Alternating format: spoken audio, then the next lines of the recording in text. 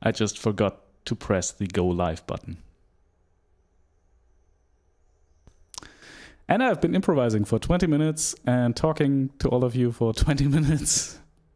Nice one. Nice one. Yeah. So let me start again from the beginning. I am Felix Rösch. Welcome to this beautiful live stream. A little bit later today than usual. Today is June the 13th of June, Saturday, 2020. I am Felix Rösch, Berlin-based composer, kind of mining the edges of electronic, ambient, and classical music. That's what I do for a living for more than 10 years now. And here on this channel, you will find a beautiful and very small community of music makers from all over the world, sharing our stories, always learning new stuff together while I'm kind of live streaming my music production sessions. If you would like to join, just say hi in chat. I reply to every message and read out every message and reply to every comment. I stream 3 times a week on Tuesday, Wednesday, and Saturday. The streaming schedule. Oh my God, it's a little bit early here still. Streaming description is in the streaming schedule is in the description of this video. I can't get this right today. Yeah, so if you would like to join, just say hi. I also produce videos on music production gear I'm using and I like, and on music production techniques, which I release about every 2 weeks. So if any of that sounds interesting to you and my incoherent rambling didn't put you off, and if you want to appear here in this beautiful thingy, consider subscribing, because that way you won't miss anything. Now, I'm really sorry for that delay. 14-bit MIDI, moin. Hello to you. Yeah, apparently I just forgot to start the stream. So, I was doing this beautiful introduction and improvisation, which was actually, well, the end part was okay. Yeah, and nobody saw it because I didn't start the stream. I mean, I think every mistake I can make on these streams, I have to do at least once. So, I have this little sheet where I write all the stuff that I have to do before I start the stream. And now this will be point number 20 something, start the stream. Kind of important when you're live streaming. Now, yeah, I'll just switch to the screen here real quick. Hey, why is there no camera? Where is the camera? Oh God. Okay, I think I muted it. I made it not visible. So let's stop the recording here. So as you can see, here was a beautiful, beautiful improvisation happening, which we'll be listening to next time on the next stream. 14-bit MIDI writes, we will hear it on the replay someday. Yeah. Exactly. Yeah. So, in case you're new here, I'm usually starting my stream with about 20 minutes of improvisation on all the instruments I have available here, which I forgot to stream today.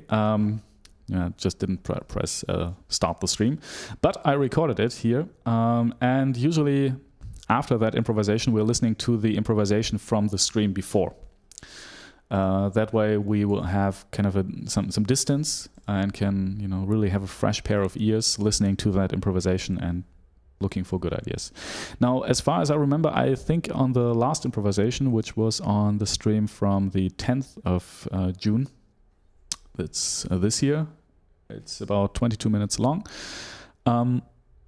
there were some good ideas, I think. But usually it's like when I think there were some good ideas and I listen back, it's like, meh. But we'll see. We don't need this microphone and we don't need the MIDI track because I did not record any MIDI stuff. And we can get rid of this as well. Okay. Now let's have a listen. Again, this is the improvisation from the stream on the 10th of June. So this was this Tuesday. Was it? Or Wednesday? Wednesday.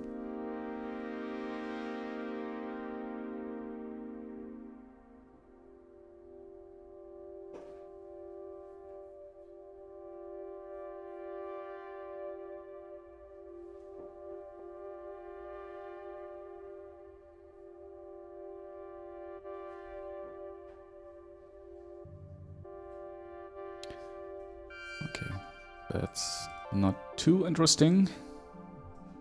But it's usually always like this with the improvisations, you know, they start really slow.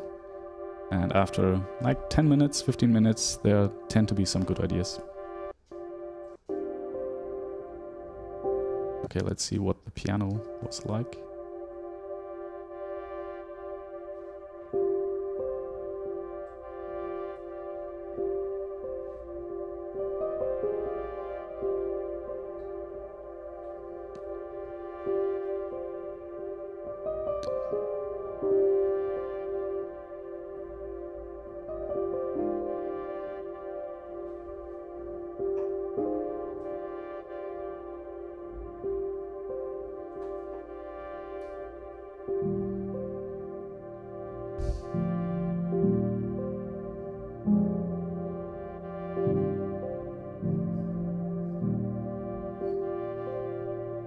Hello, Vincent.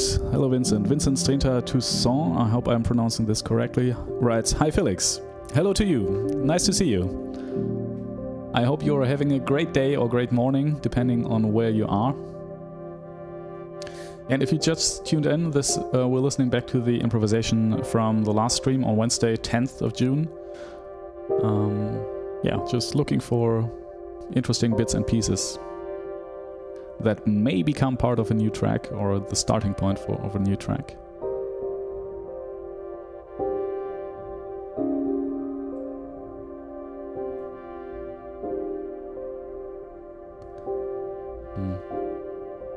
Yeah, that's kind of okay, like a C minor.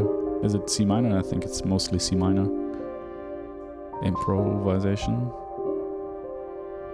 With some wrong notes. But you know, the wrong notes are where it gets interesting. Because these are the ones you don't expect and that create tension. Either in a good way or in a bad way. Oh, okay. Oh well.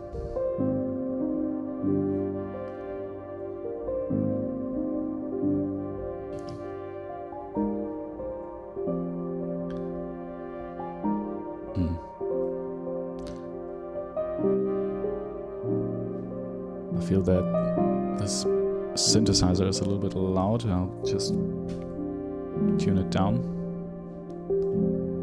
Oh well, that's okay. That's kind of a standard.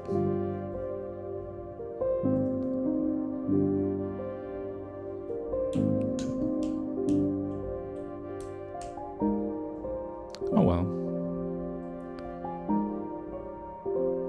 What I like are these unexpected minor thirds.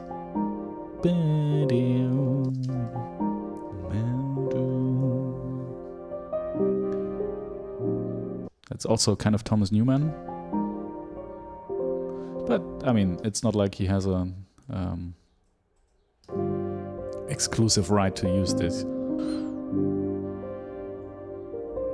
And I'm pretty sure he wasn't the first one. Also, it's more like a blue note, although not really. Let's see this phrase did it, which repeats 2 times.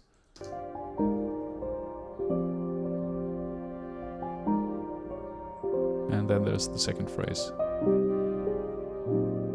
which I'm playing wrong. Yeah, that's I think what I meant. Oh, that's okay.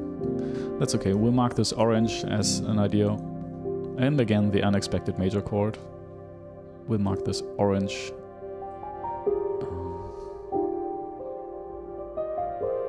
So 14-bit MIDI, still working on that MIDI interface. What was it? I think the thing that lets me use my iPad as an MIDI controller. Okay, that's interesting here. That's more interesting.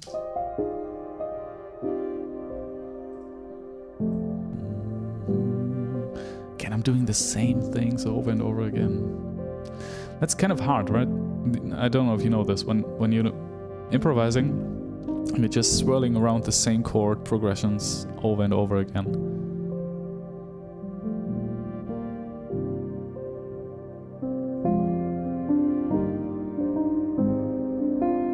Okay, again, this is a little bit more interesting. I mean, it's still, the chord progression is still meh.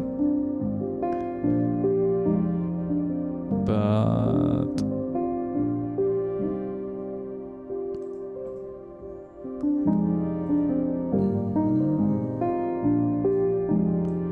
okay, it's getting more interesting.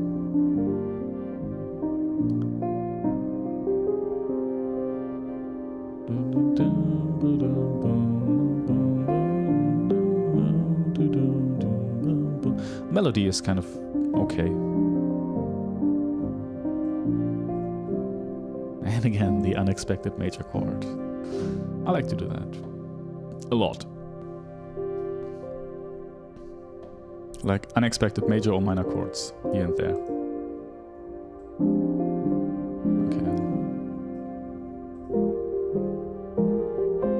Maciej Sadowski, hey, beautiful to see you. Hey, so it's 14-bit MIDI, Vincent and Maciej.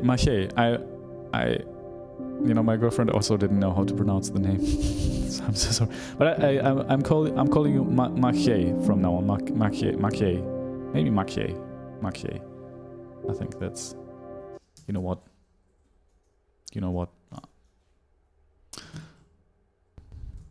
I want to know how to pronounce your name. Maciej.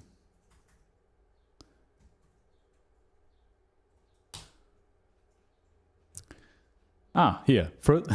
The first Google result for your name is how is Maciej pronounced?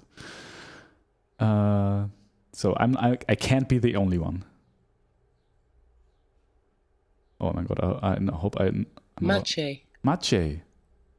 Maciej. Maciej. Okay. Hello, Maciej.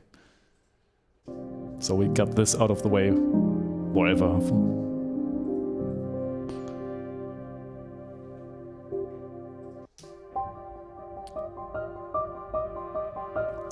Maciej writes, it's okay.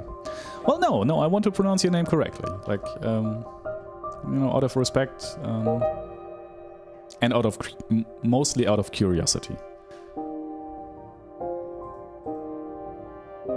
You know what? I'll leave this open because I tend to forget. Maciej. 14-bit MIDI writes, yes, a touchscreen, not an iPad, but yes, a bunch of buttons you can assign to whatever MIDI data you want and change its look as you wish, colors, own graphics, etc. All that while live inside your DAW as a VST. Ah, okay, that's interesting.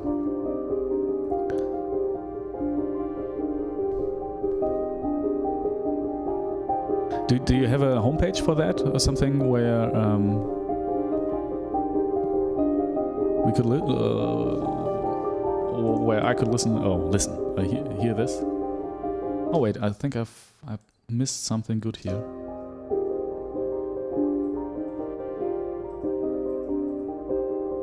Yeah, you know, I think these improvisations always tend to start to become good when I'm using the looper pedal and build these little loops.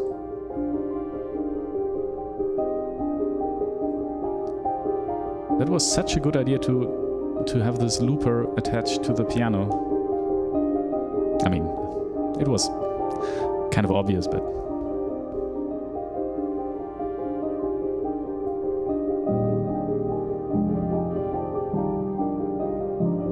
yeah, every time...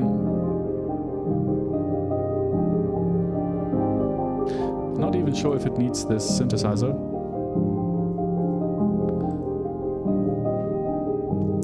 These sounds, like the felt piano and the loops, kind of works. I mean, this is still not... I don't know if this is a start for anything new, so let's mark it orange. You know, if I'm not sure, it will be orange, so I will just have to re-listen.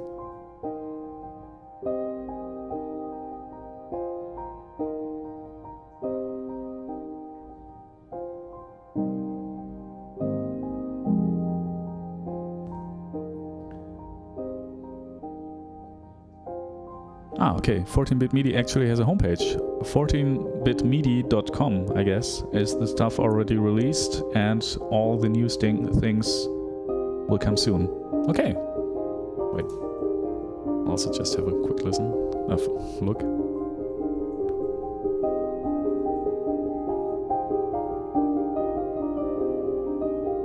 Ah, okay.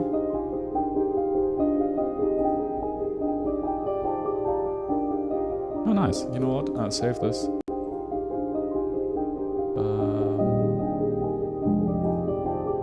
Music. And look at this later. But you're pretty productive. Awesome. Okay, and I guess you have an Instagram account as well, because then I will just follow you, and I don't have to ask you each time.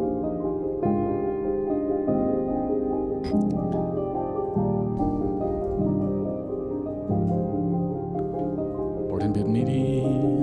Yeah, there you are. Okay, you have another follower.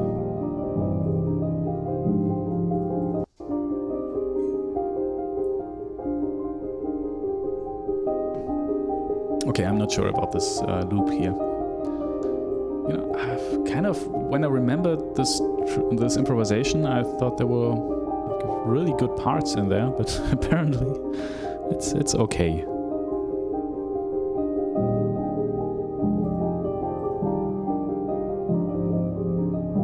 Okay.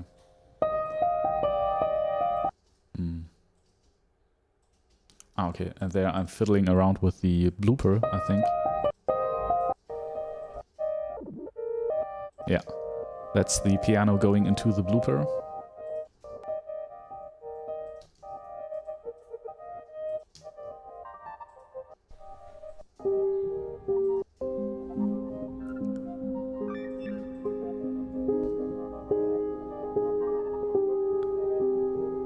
That's kind of interesting. I mean, the panning is way off. You can see here the right channel is just so much louder.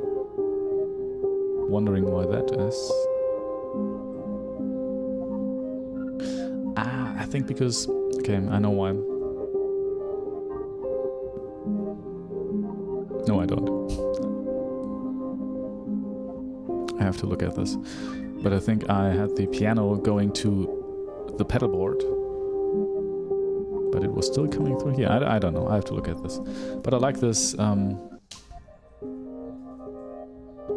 It's a little bit like videotape from Tom York.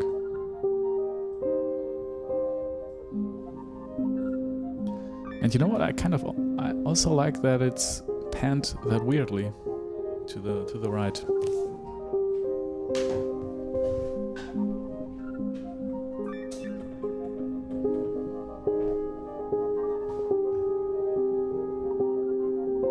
I just have to switch off my mobile phone real quick. I mean the camera, because otherwise it will explode. No, it won't explode, but...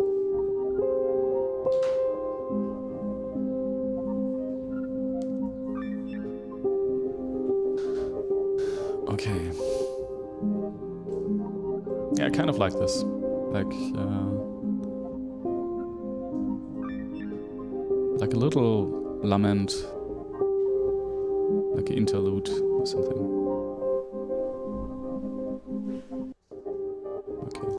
Well, that was good. That was a good part from the improvisation.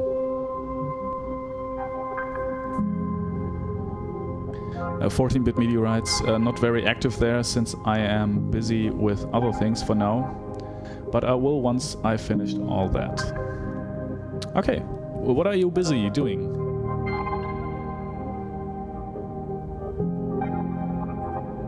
Ah, okay, now I remember why I thought this was a good improvisation. Because of this part. And I remember that, and I like it.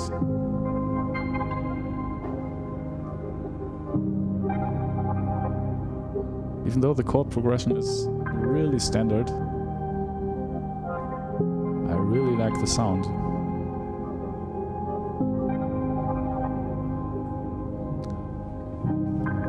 with the blooper loop in the background. With this one here. That's a good one. Now what should happen next is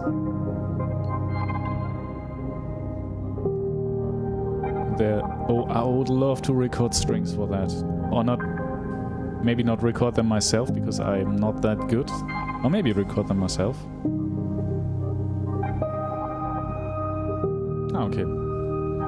And then I have looped the chord progression. That's good. I'm doing what I think I should have done. That's good.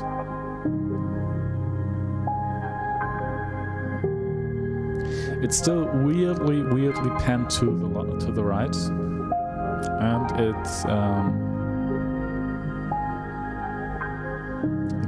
it's distorting.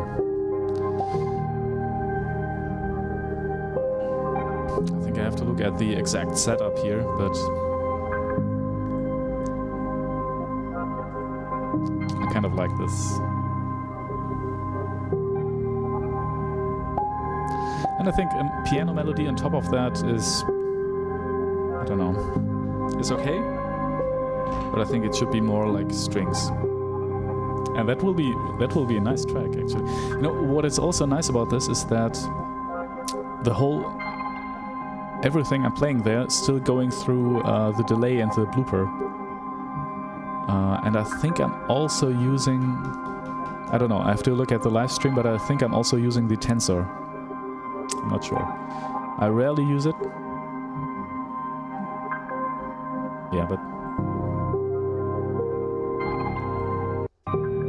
it's a little bit long. But this one here is nice. Yeah, I think using the blooper pedal with in conjunction with the piano, or not only the blooper but the whole effect pedal, and not just the looper which is attached to it, creates really interesting piano sounds. And I think with this sound in particular here, it doesn't even annoy me that it's these very, I think they're very generic 4 chords. 1, 2, 3, 4. That's kind of very, but because everything surrounding it is kind of interesting, it's okay.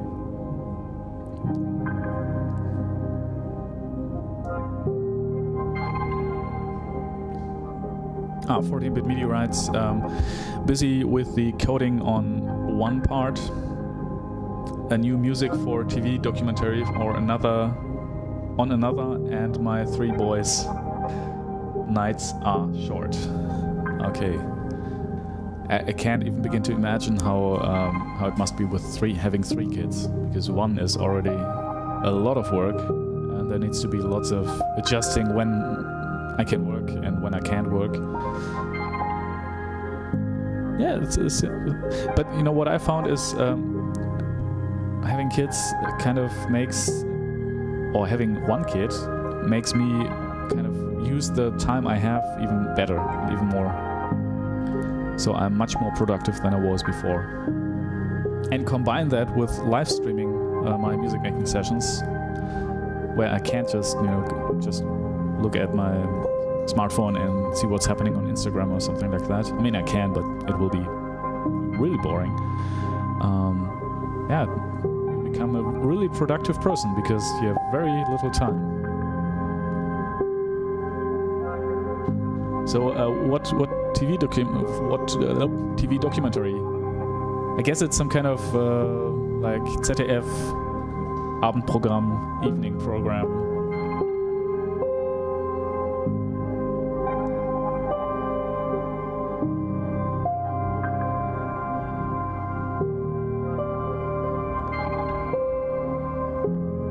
Okay, I kind of like this.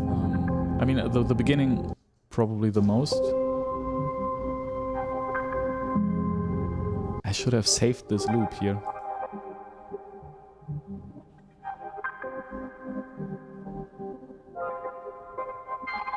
Well, problem. I have to recreate that. That's okay. The good thing about the blooper pedal is that you can actually save loops. Yeah, but apparently I did not do that. I like the fact that it's so, you know, dirty and noisy.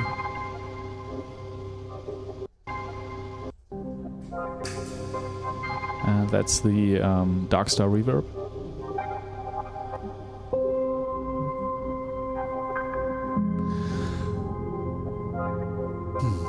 Okay, good one. I like it. 14-bit Media tried to send something, but YouTube says, do you really want this to show? I say, show it. 14-bit Media writes something which is very true. Sure, no time for bullshit when the time is on the essence. Yeah. I mean, it really helps. You know, before I had a child, I was spending so much time doing, you know, playing computer games all day for 2 weeks or something like that, or just, you know, not being productive at all while working. Yeah, that totally changed. And he writes, it will be a series about some investors that are very important to Outworld, but not very well known to the masses. To our world, probably. Okay. It's been really a long time since I did any TV or film work. Even though I studied this, but kind of the people I'm working with, or have been working with while I was studying, yeah, I haven't really done anything they wanted me to be part of, first of all, and yeah, kind of didn't really take off in a way that you know, would make a sustainable career as making music for them possible. Okay, I like this start here, and I think what I'm taking away from this improvisation is, first of all, that's kind of interesting. That's more of a, I don't know what. That's okay. And here is when it starts to become interesting. So what I'm taking away from this is use the blooper pedal and the whole effect pedal together with the piano more, please.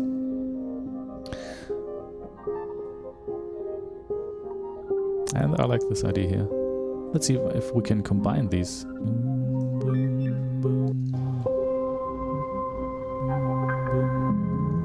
Yeah.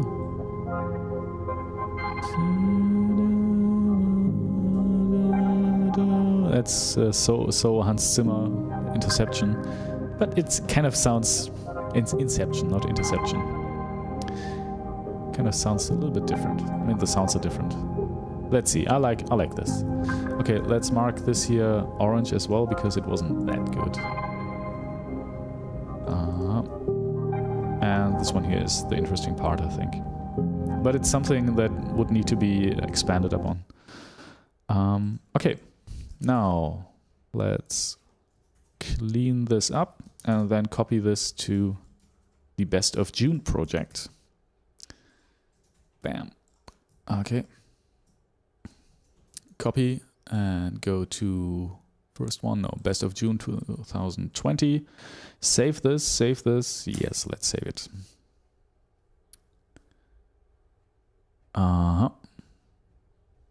Okay, I don't know why the internet connection is that bad right now. I'm so sorry. You know, in August we will have a much better internet connection here, which will be about 10 times faster. So then the streams will look much better and there won't be any dropped frames or something like that. But for now, yeah, that's the way it is. I'm really sorry. It will be better soon. Okay, let's put a marker here. It's already there, and rename this to that was from the 10th of June, 2020. Well, 2020. What? Well, it doesn't need 2020. June 10th. All right. Okay, now. 14-bit meteorites. I use the Ventris reverb and delay pedals for similar sounds you create with the blooper. To be honest, I haven't heard of both of these. Wait, I'll look it up. The Ventris pedal.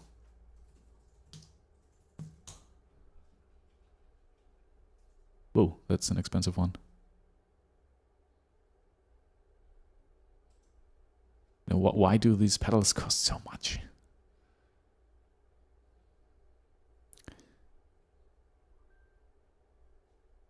"56-bit signal processing." Whoa, okay, that's a lot of bit. And wait, but it's kind of a reverb delay pedal, is it?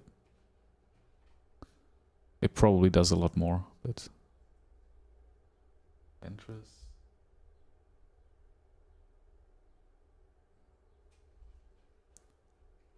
Okay. But does it also loop? Is it also a looper? Probably. If it's a delay pedal, it should be possible to loop it, right? Well, I'll leave this open and look at this later. There's always new gear. You can always get new gear. You can make music with anything, basically. But, yeah. I too love spending money on gear, which I think I need. I'll look at that. Okay. Now, today, for the next part, we will be working on the new piano track. First of all, let's have a listen to what we recorded last time. Okay. And I'm really sorry for the last time I was playing this. I first of all didn't know how loud the loop in the background was, and when I just tried to look at it, watch it back, it was really annoying, this loop.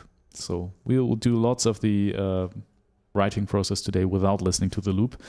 And the delay on the piano was also really, really loud.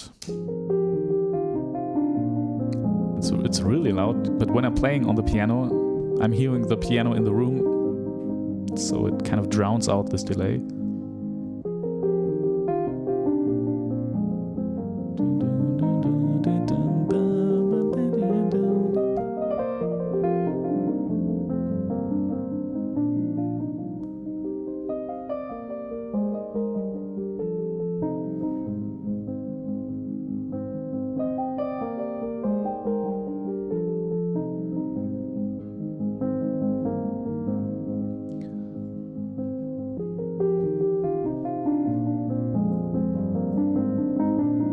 Okay, and together with the loop, new.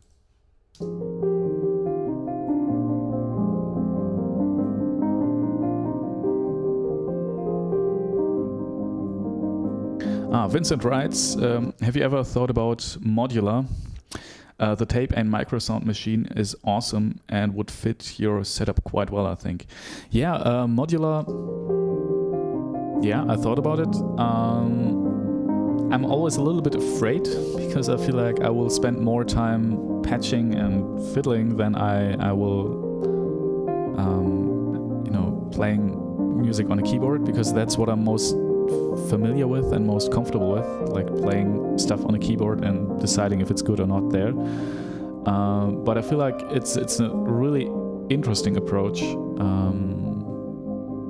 Especially because of all these happy accidents, and I love happy accidents. But I also love to have control over, like, with my hands over the chords I'm playing and over the harmonies and stuff like that.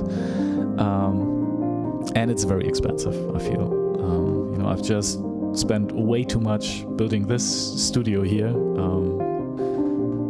But yeah, it's in the back of my mind. But I think if you start with modular,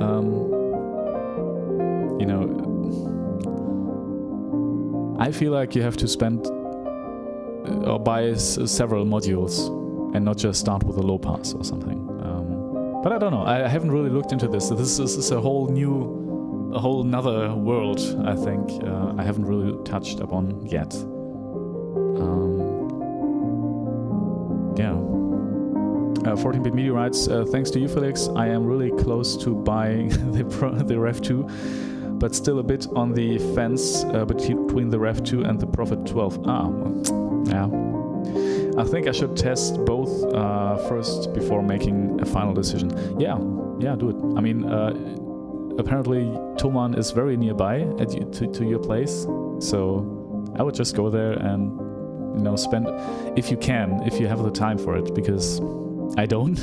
I can't, because I have like 15 hours a week which I can actually use to work. So going to music store for 6 hours or something is not really possible for me.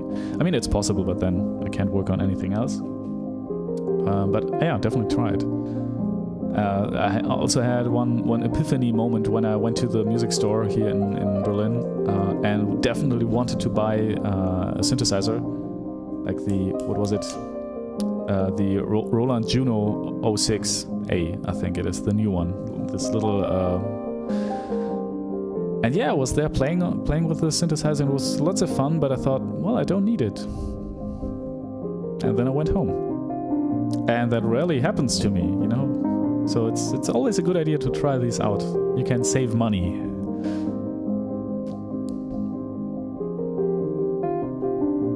But I'm really happy that that my constant praise of the Rev 2 kind of because honestly it's a great synthesizer. I love it so much. Okay, let's see what we can do here. A plan for this. What's our plan for this? Let's listen to the original recording, to the improvisation first. And one thing that stuck with me was that I used a major, F major here.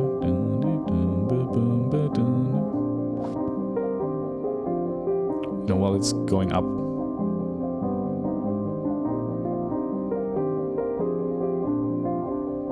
Also, this Irish fiddle melody only works there because it's going from C minor to B major here, C minor, and then B major, and then it goes to F. So in my composition of this, I went from C major to C minor to E flat major. So I think that's better like this.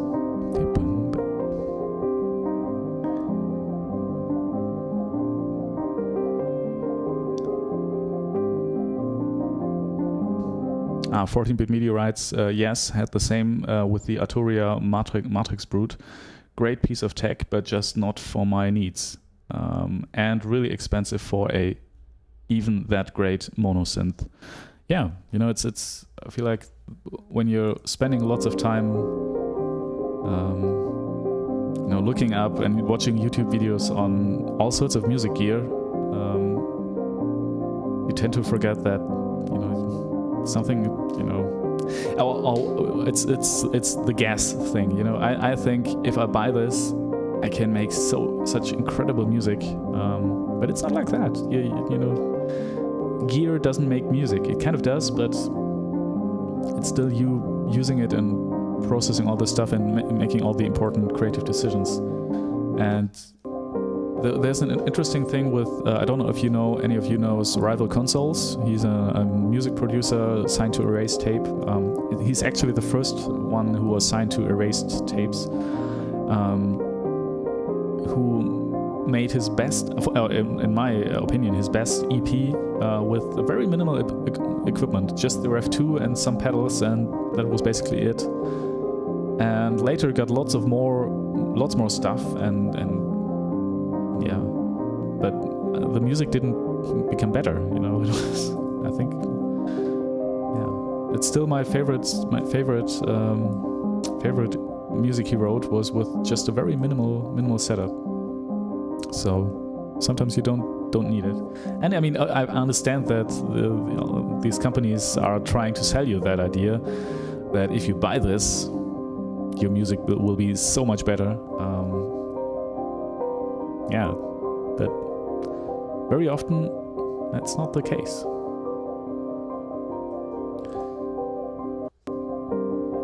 Okay. The reason why I'm listening back to this improvisation is because, I mean, yeah, this thing kind of works. That's okay.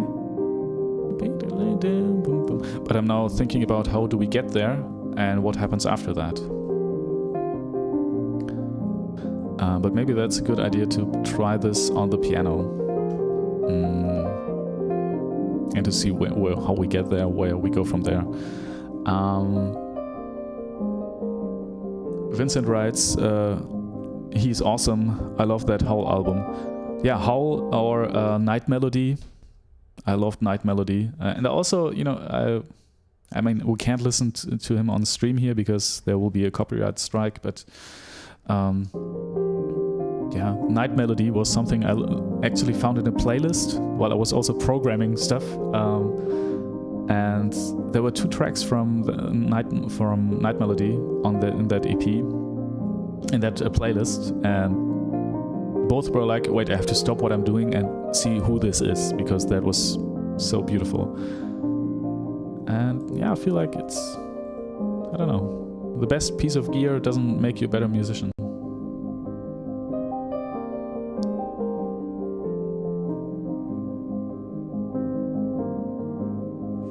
14-bit meteorites, and my personal rule is that for whatever new gear I want to buy, I need the half of the money from old stuff I have to sell, since not using anymore or very rarely. This way I force myself to get rid of some old instruments, etc. Now that's a good idea. That's a good idea, actually. You know, I also plan to do that all the time, but then I'm thinking, you know, I was also thinking about, well, maybe I sell this delay pedal and that reverb, because, you know, I have this new reverb on the delay on my pedal board. But then I thought, hey, I could use this delay pedal on the piano and the reverb on the piano, so I will not sell it, maybe. No. Yeah, that's how it goes. But I think my personal rule for that, kind of to avoid this gas thing, is if I have a new piece of gear, I have to use it for at least 1 year and really use it and see if it works. And after 1 year, I can expand on this, or can, you know, get a new piece of gear or anything. But I really have to use this and see if I can do anything with it.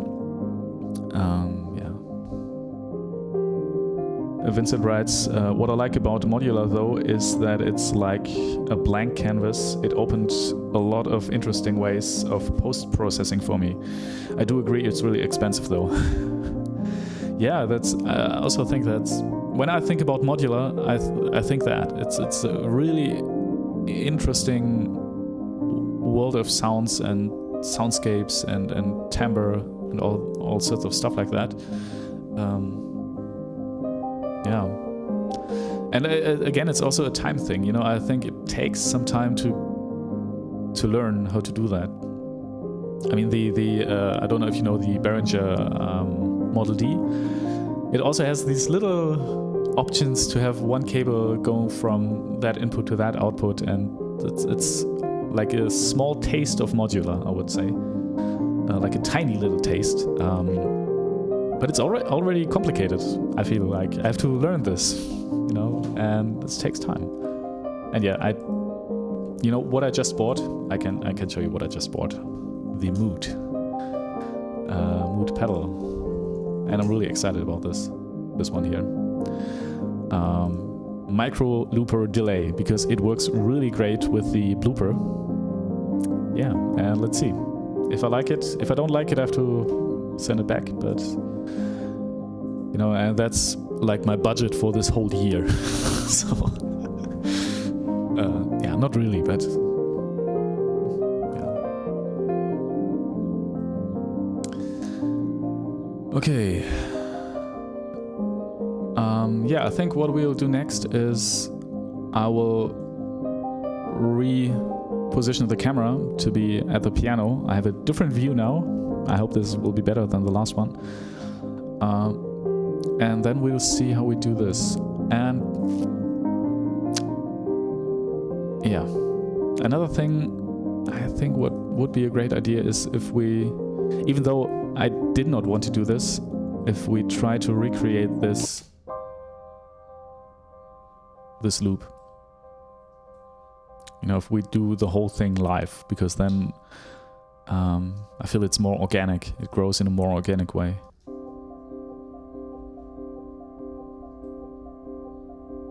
Because I listened back to the original improvisation once between the streams, and there was not a lot of great ideas before this. So I'm thinking, I mean, this will be the starting point, and we'll have to get the loop right. And we'll have to see how we produce this loop, but then we can get right into this. So it doesn't... I mean, I know I said that I want to...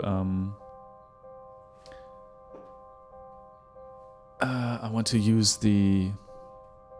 Boom, boom, boom, these 5 chords, and do something with this. But I think I won't. I think it's better to directly start with this. Or to have some kind of intro version for this. Yeah, and to make this a little bit more organic, I think the whole thing is best produced live. Yeah, so that's what I do. I also need to go to the toilet real quick.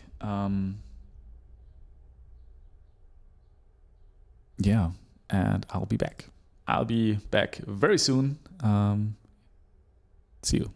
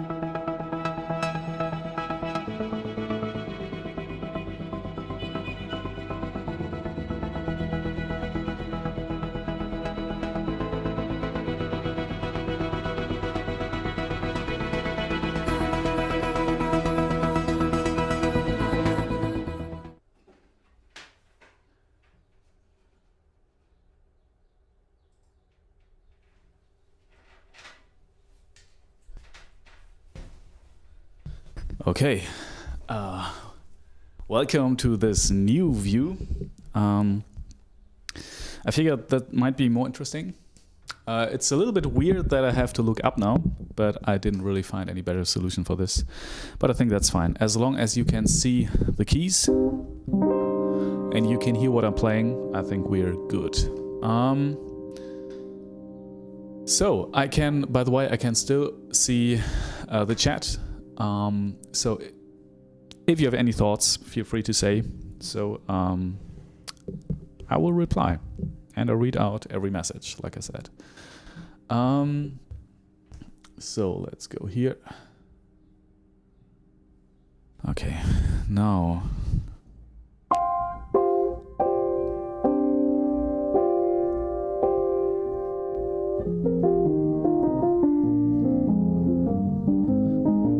I think that was the piece. How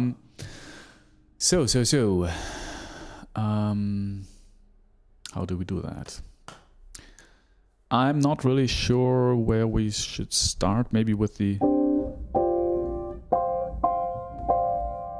maybe with that chord.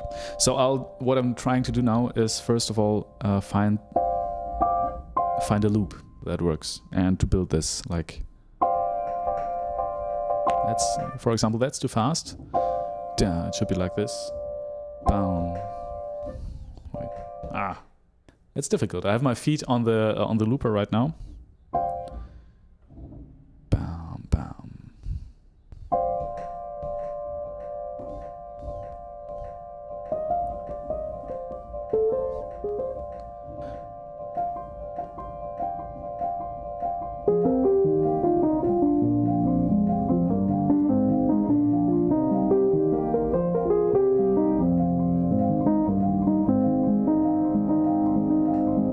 Okay. Well, this will be interesting. This will be interesting. Let's see what we can do. Too long.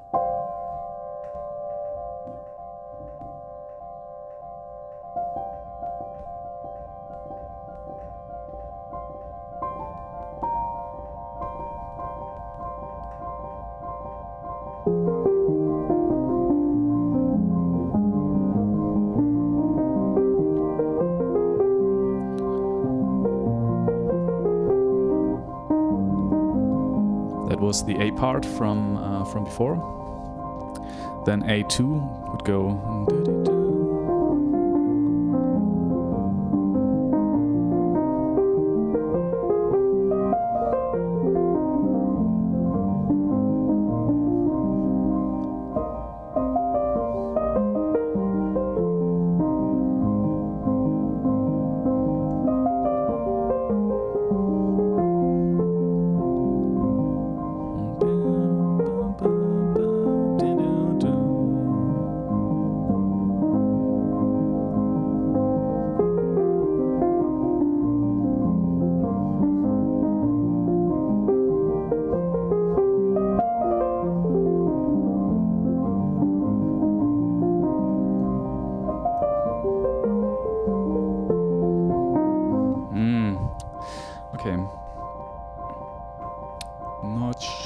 Not sure.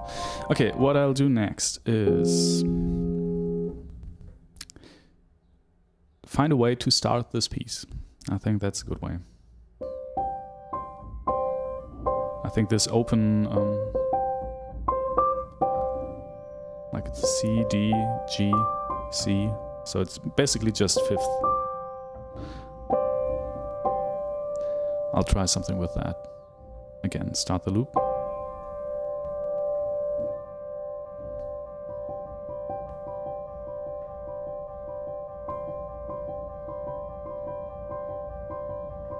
Now that's almost like,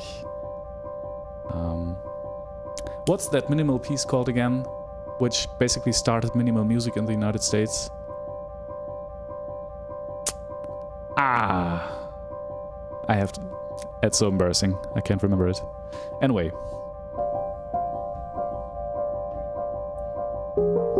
Okay, and we have to find a good loop that actually works with the melody. And even better with the harmonies. So we're in C minor.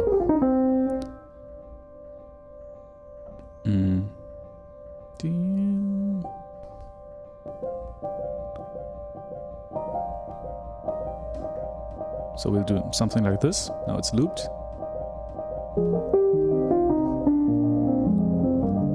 But that's very fast. That's the point. This loop really defines how fast the whole piece is, so it has to be really precise.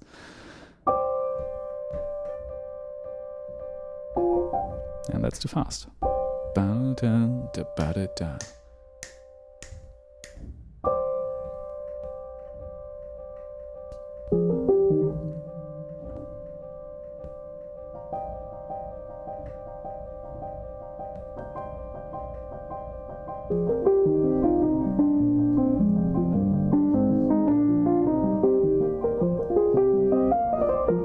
I don't know if this is too hard, and it's there, bam.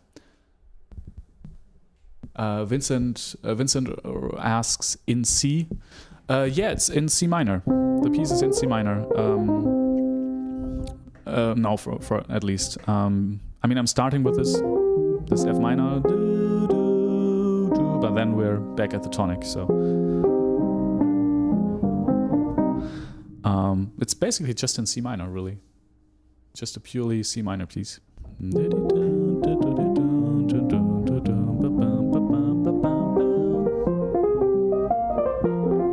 It's also in C minor. I mean, I'm kind of interchangeably using F major and F minor, but you can in C minor. You can just use the harmonic or melodic or natural C minor. So yeah, but it's really just in C minor.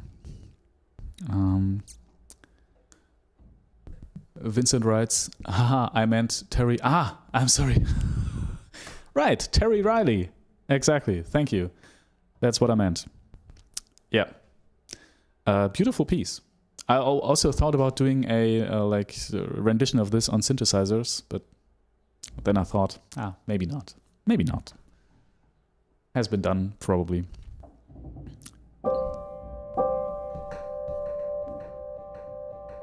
It's too fast again.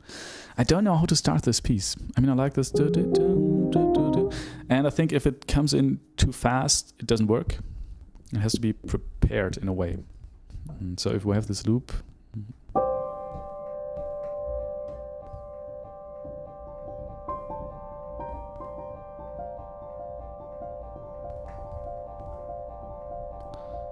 Like this.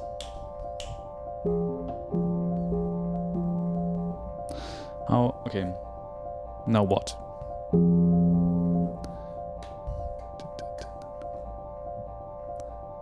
Maybe this repeats for, I don't know, a couple of bars and then...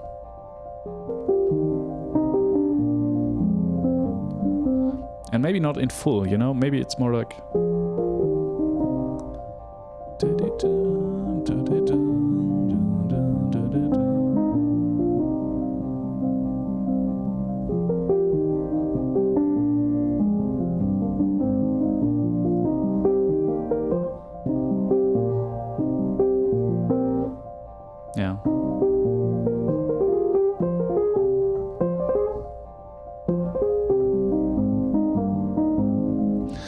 maybe we start with this.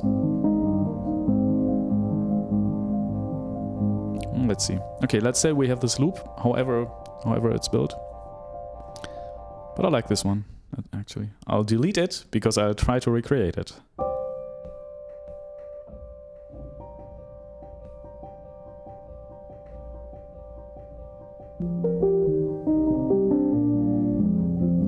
And maybe it's too much to go down to the F minor part. So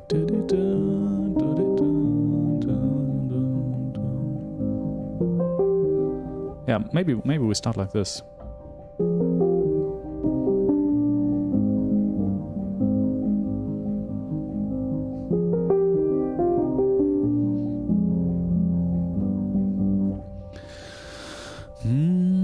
Yeah. Maybe. Okay, let's start again. Let's pretend we're starting this piece.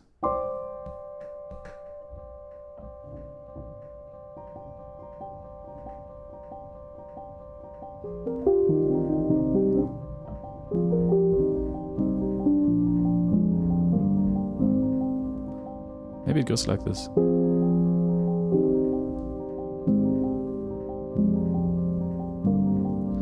But then the loop becomes kind of annoying. It's difficult. That's difficult.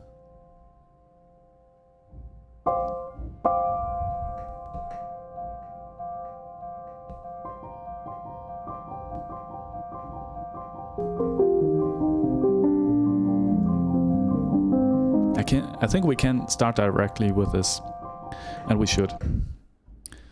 Okay, so we have this.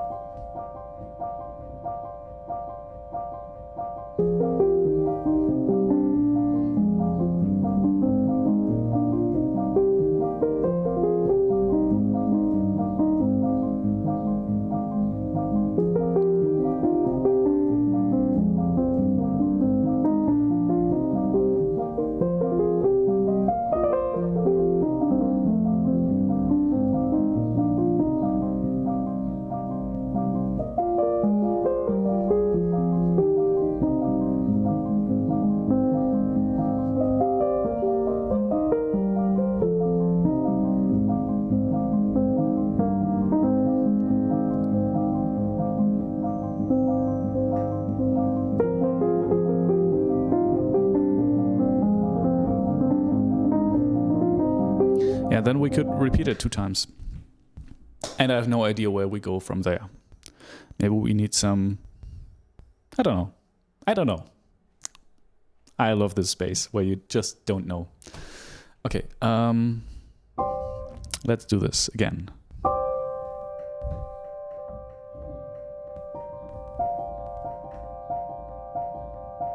So this repeats, so you can adjust to it.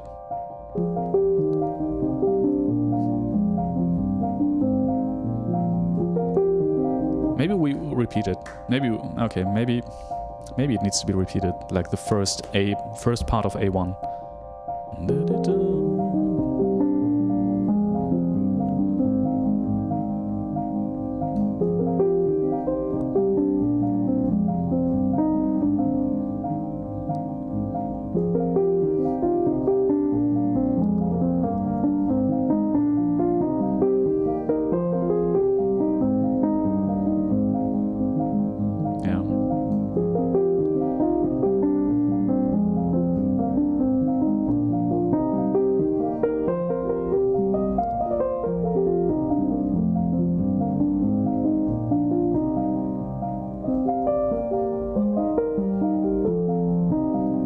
Wait.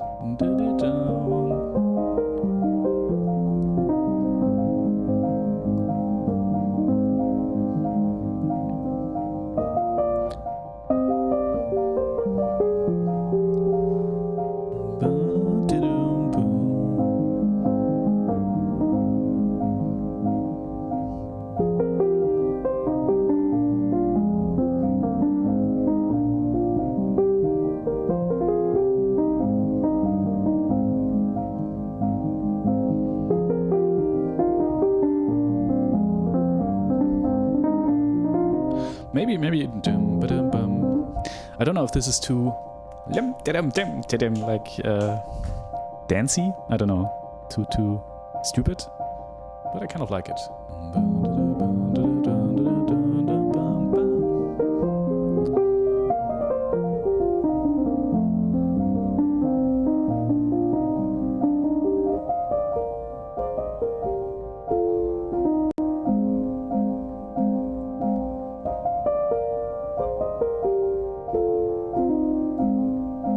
What about this?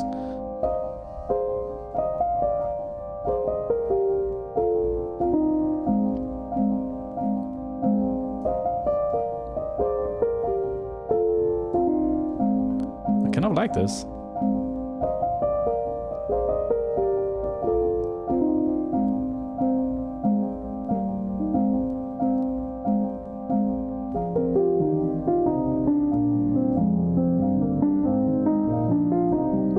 If the B part of that construct we're building is just really minimal, without these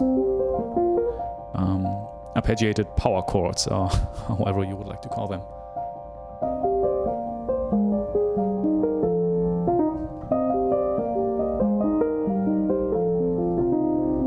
But instead of that, we'll do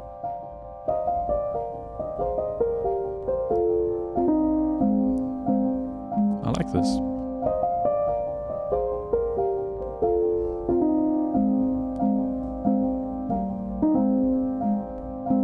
And then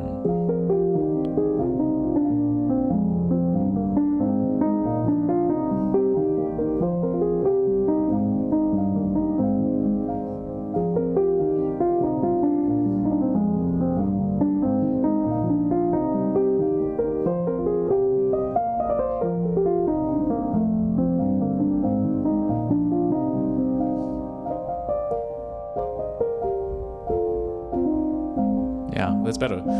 And it's better because, wait, let me stop that loop. It's better because, again, it creates some kind of dynamic. So you have something changing, some elements going away, some elements joining in. So in this case, when we're going from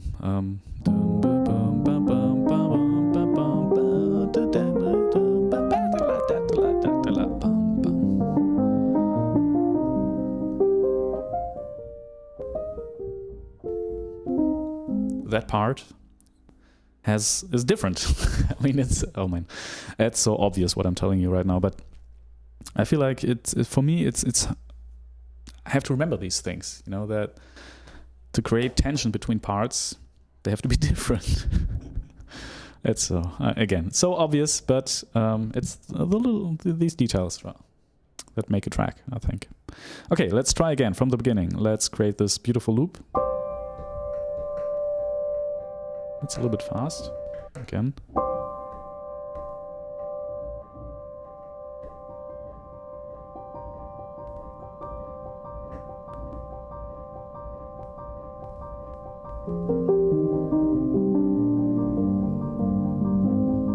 Maybe like this.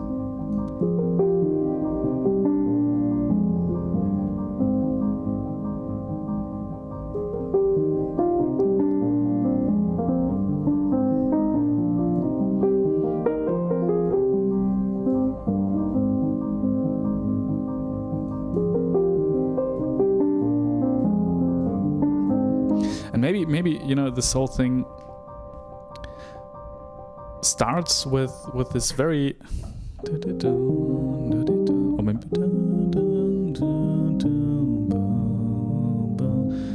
starts from there, then it becomes a little bit more complicated,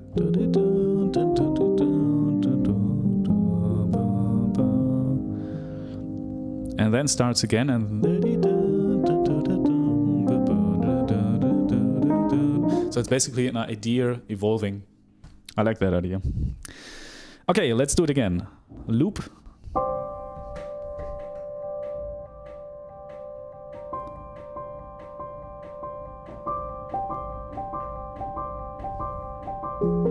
Okay, that's a little bit too much. And I also don't like the fact that you can hear the pedal. When the microphone behind the piano picks up that clack. Okay, and some people have tuned in. In case you're just tuned in, I'm Felix Resch, composer, Berlin-based composer, mining the edges of electronic, ambient, and classical music. And right now we're writing a piece. Here on the piano I have a little looper pedal, which you can't see right now, on my feet. And we're writing a piece we've been working on for the last 2 streams, and this is stream number 3. And we're kind of building this thing live on stream. If you want to say hi, just say hi. You know, I read out every message. If you have any questions, feel free to ask. If you would like to join or have any idea, just tell me.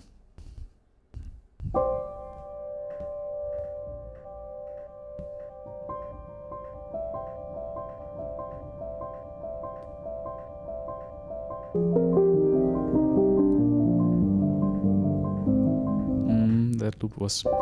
We have to be really careful with the notes inside of that loop. What is really easy to do is, you know, just have these C, G, and D.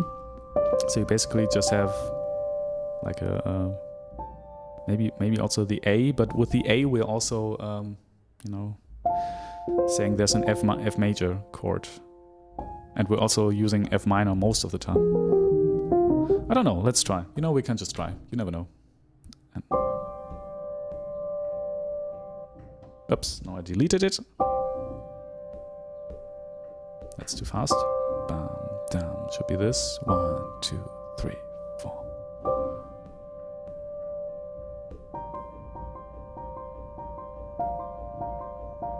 Let's see. This might work. So this stands for a while.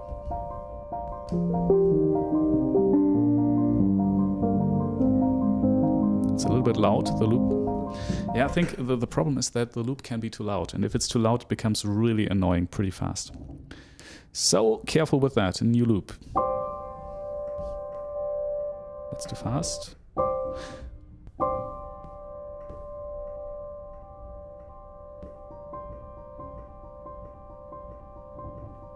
That's really careful.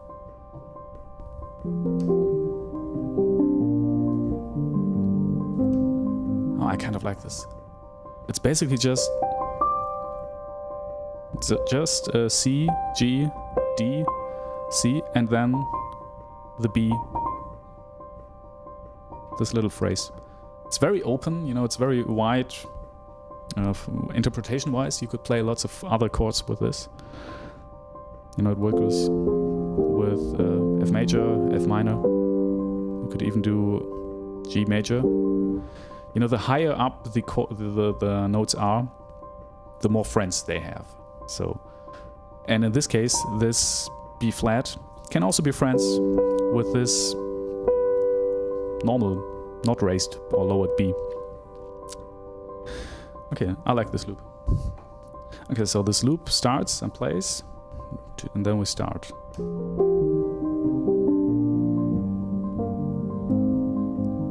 I also like the tempo, it's a little bit slower. Then we start with the first A1, I would call it now, or some kind of minor thing from A1. And it can't be that there shouldn't be so much movement, I think. A little bit more. Too much.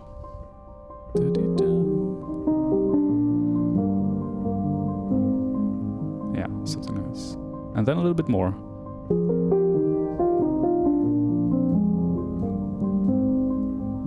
And then a little bit more.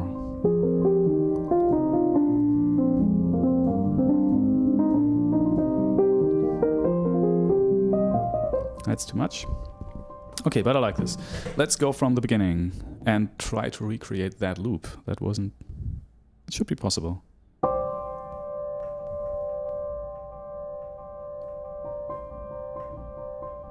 That's close to it. It's a little bit louder. Ah. So we want to start...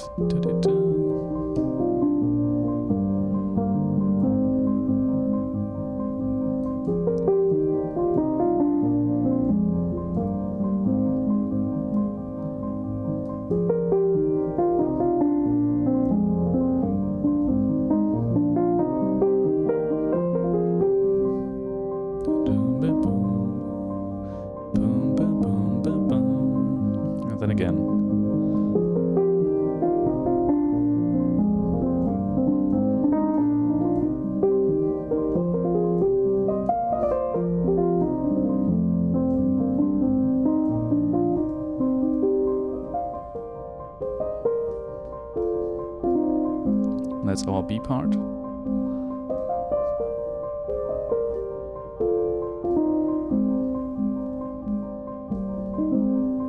And then again from the beginning.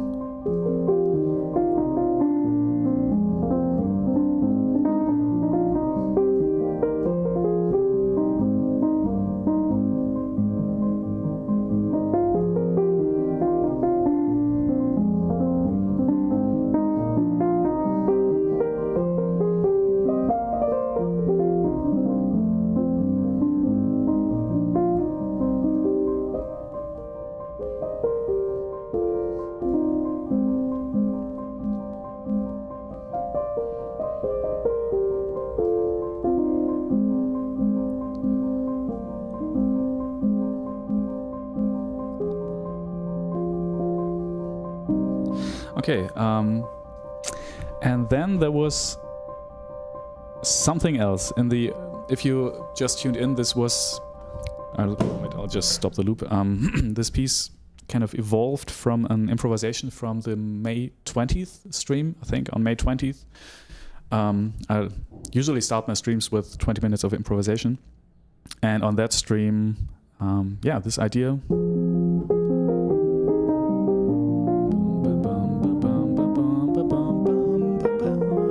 This idea came out of an improvisation, and yeah, we just decided that this was kind of a good idea to use and to build a track out of. And after this part, there was another part in the improvisation that I liked. And I liked it because I remember. Because it went to another, there was some kind of meter change. And how did it go?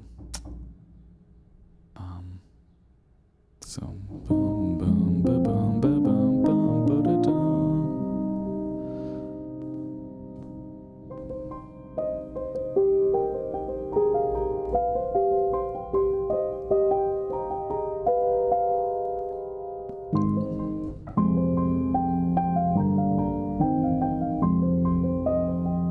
So from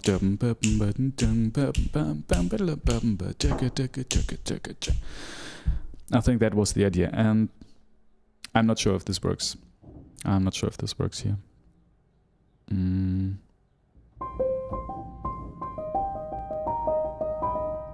Something like this. You know what? Maybe we'll look into that. I think I'll just start the improvisation, or go back to the computer and take a look at that improvisation. I'll leave the camera here for now because switching that up again would be tedious. So you will just see the computer screen. I hope that's fine. I think that's fine. Let's go over there.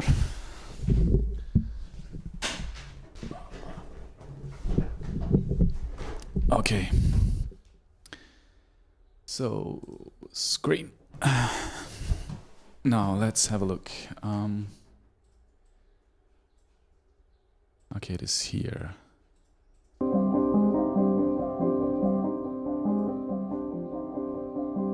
Oh, and while we are here, we can have a look at how this loop evolved here. Well, I think the loop we use is pretty fine. I think the one we just found is even better than this one here.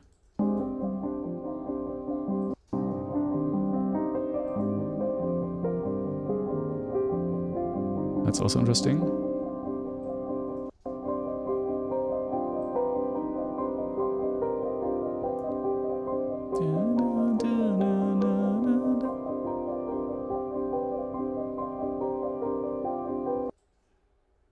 I kind of like this ostinato here. Let's switch off the grid. Let's start.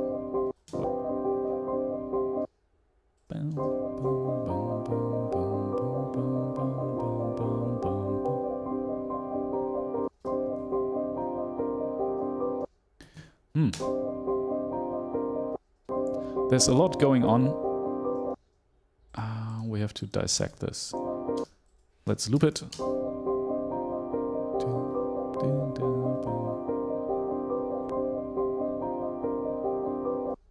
Doom, doom.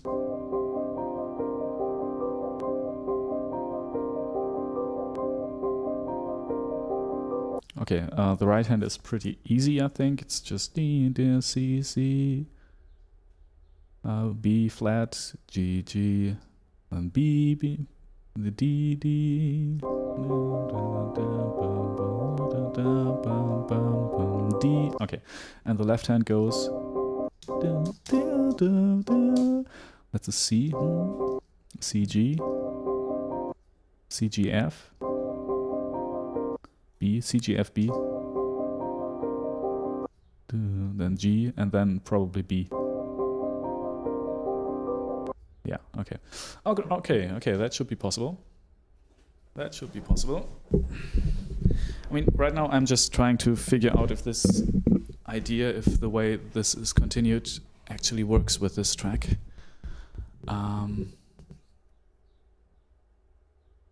Okay. Oh, and the camera just turned off? Wait, I'll have to look what happened there.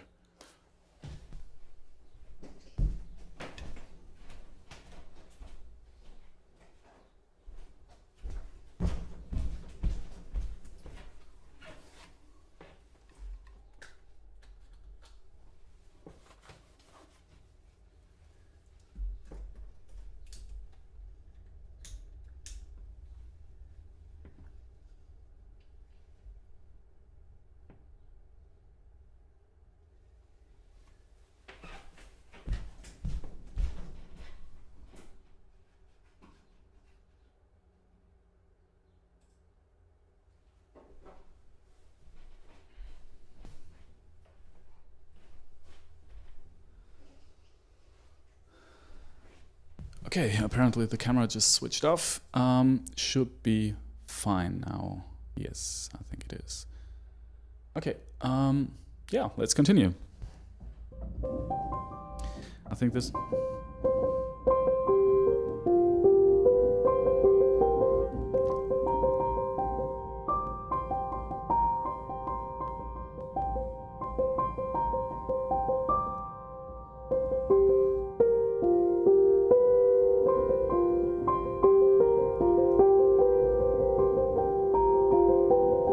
Okay, so this thing I built on that improvisation was pretty simple.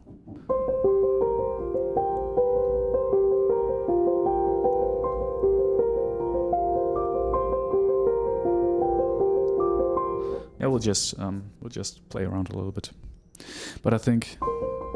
Dum dum dum bum bum dum dum dum bum bum bum bum. I'm not sure if this is interesting enough to be part of this. Let's see. Okay, let's start from the beginning. This is our chord, which will be looped.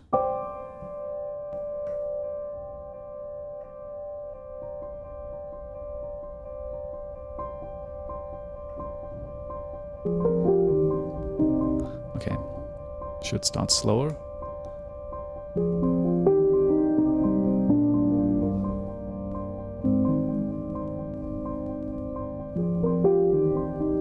That's too slow, I think.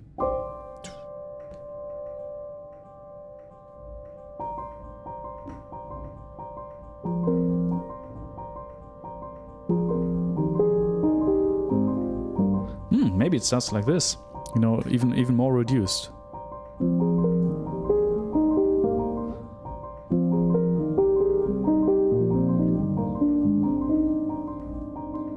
And this needs to be on time.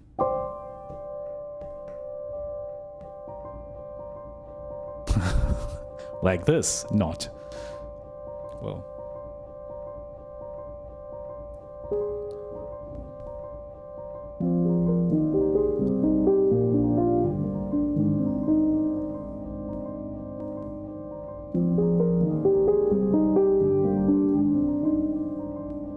And then.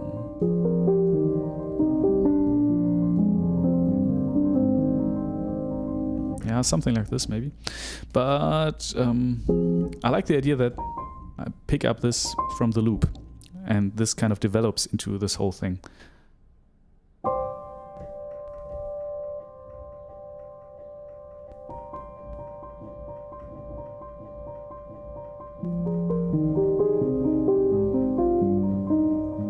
Yeah, that's a good idea.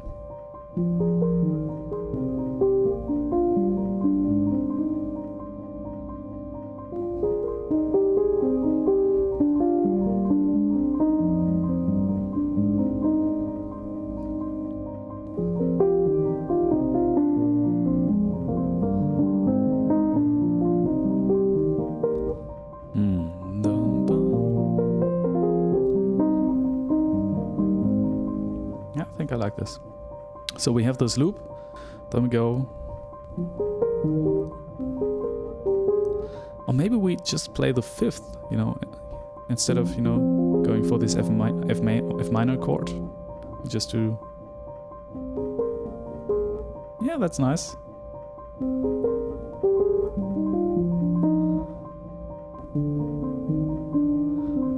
It's even more incomplete. I like this.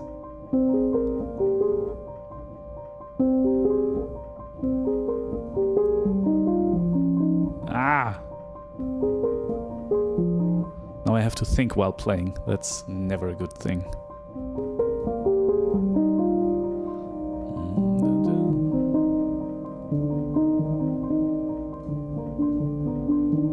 Okay, and we go to G major, I think, again.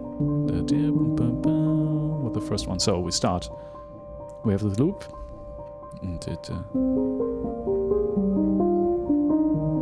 Maybe not like this.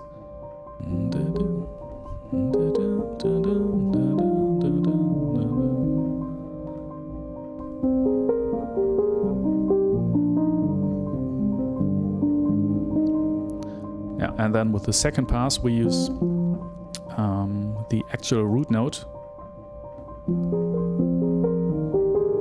Or just the root note, maybe. Nah, both root note and fifth. Melody.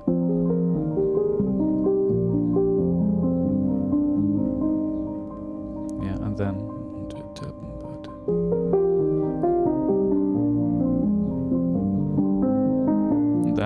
then it really starts. Okay, I like that.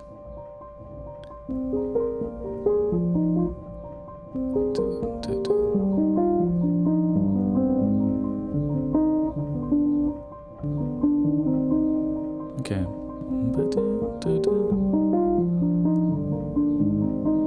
And I mean, with the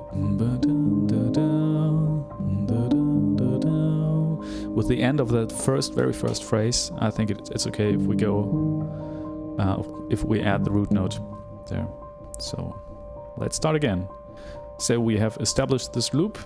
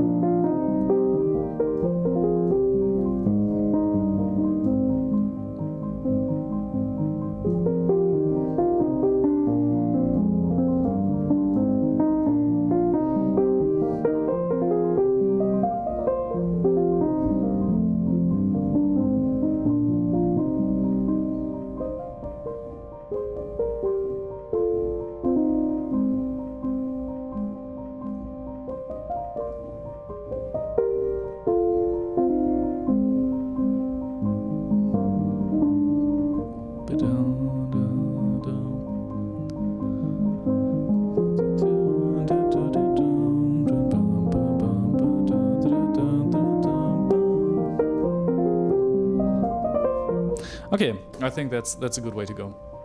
And maybe this piece ends after 2 passes. You know, maybe these are just small snippets like this. I like that idea. Okay, you know what? Let's play this from the very beginning. And I'll look at the clock to get an idea how long this is. So we'll start at 11:51:20 and whoops. Okay, maybe we won't. So it's 11 p.m., 51 minutes and 30 seconds, then we'll start.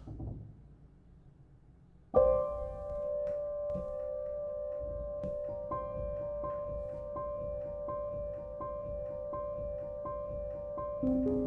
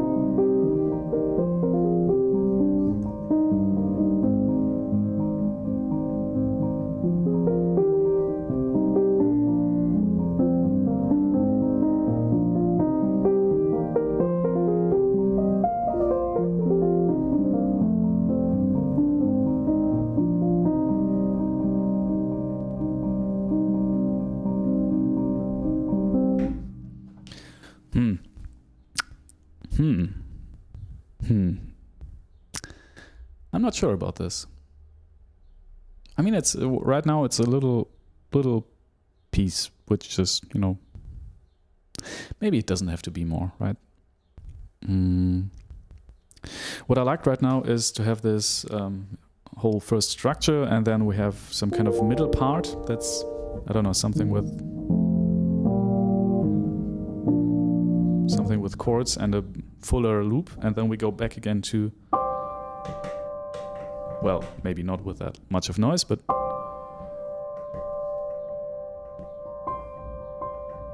and then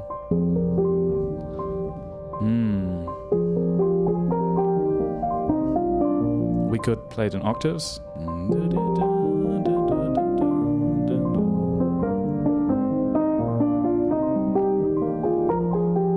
This will be hard to do in octaves.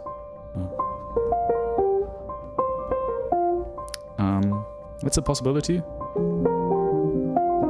Or just play it an octave higher.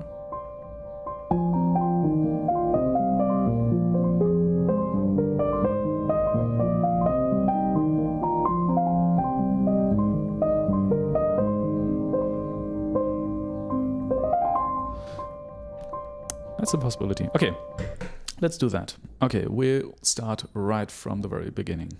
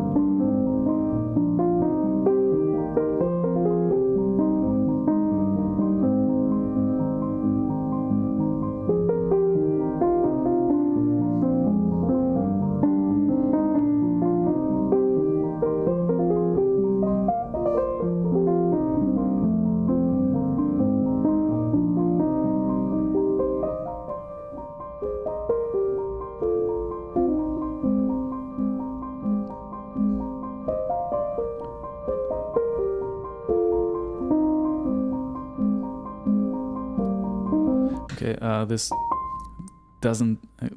must not be too loud, because then it gets really annoying really quick. So let's start again. Ah.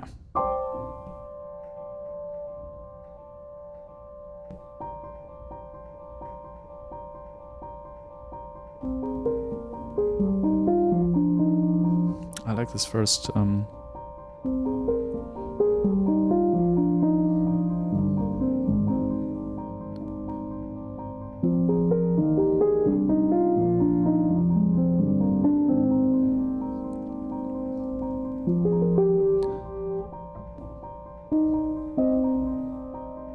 maybe after these two we'll go to the C minor, kind of underdeveloped B part.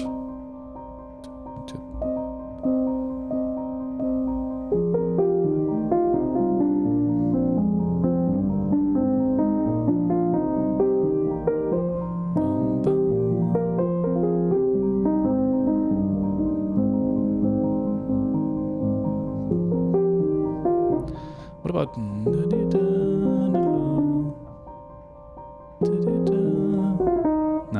No. I just thought about doing this, but there's not enough notes to go there. So...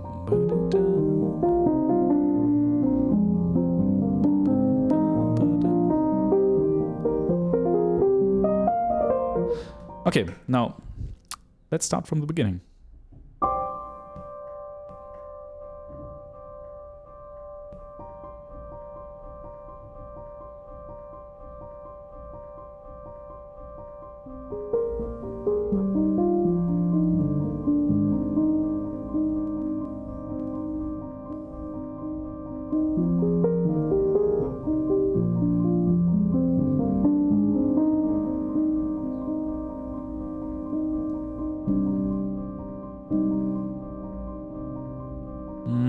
I'm not sure. I really like this first.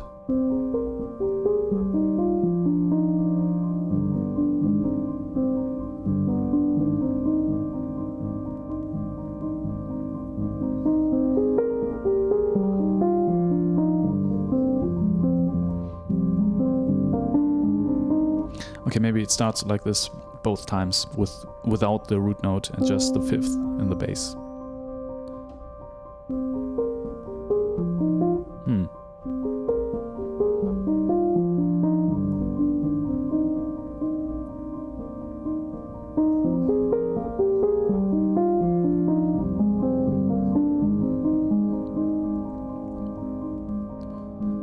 And then waits and then... Okay, let's try like this. Ah!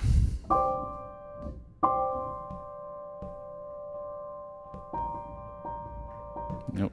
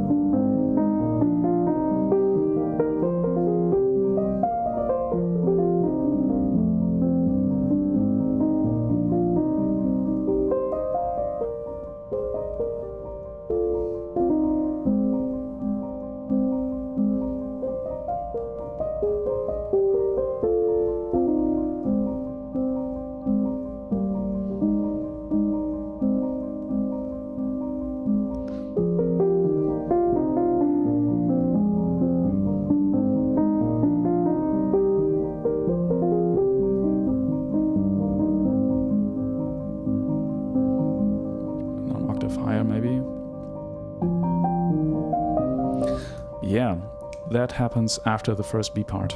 So it goes...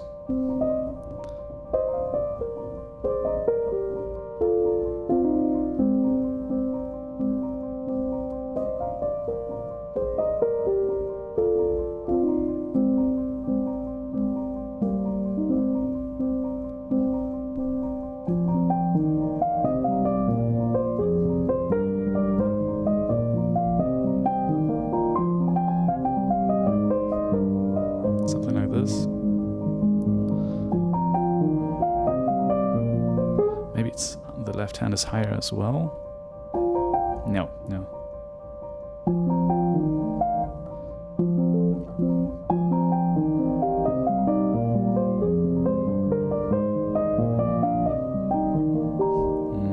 Boom, boom. Dun, dun.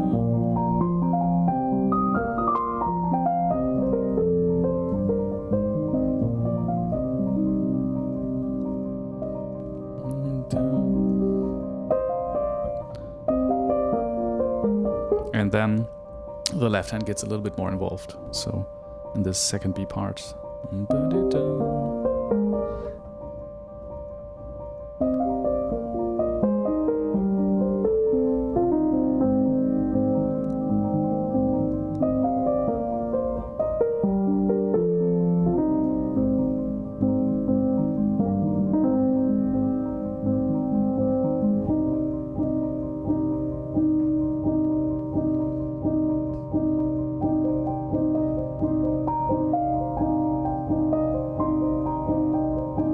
That's also interesting.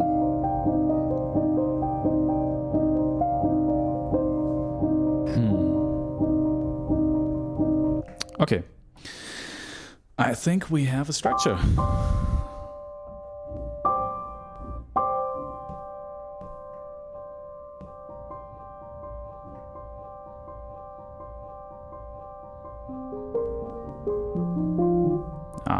How does it start?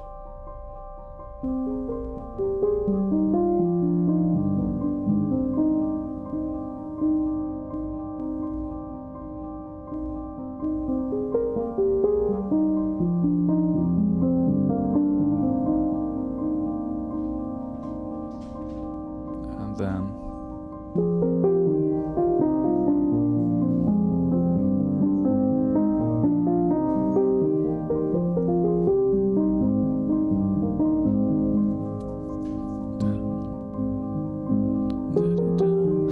maybe then. No, it's too soon.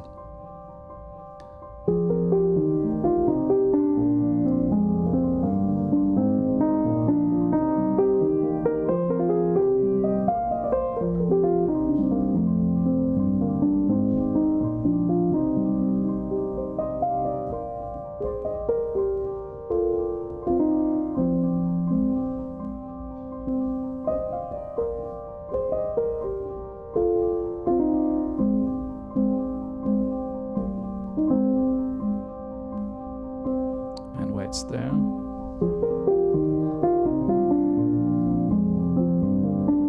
Then.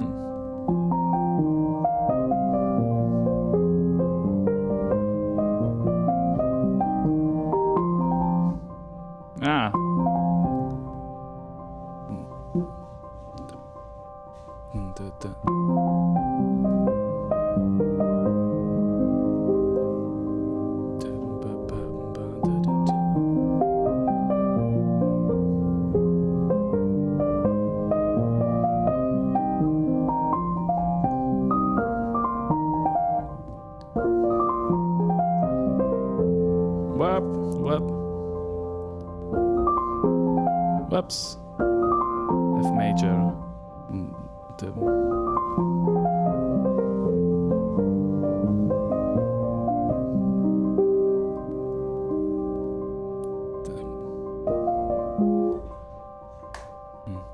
Okay.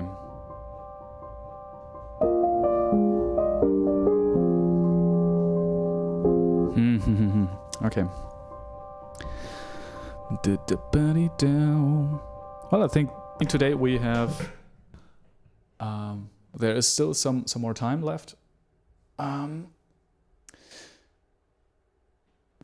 But yeah, I think this piece is getting along.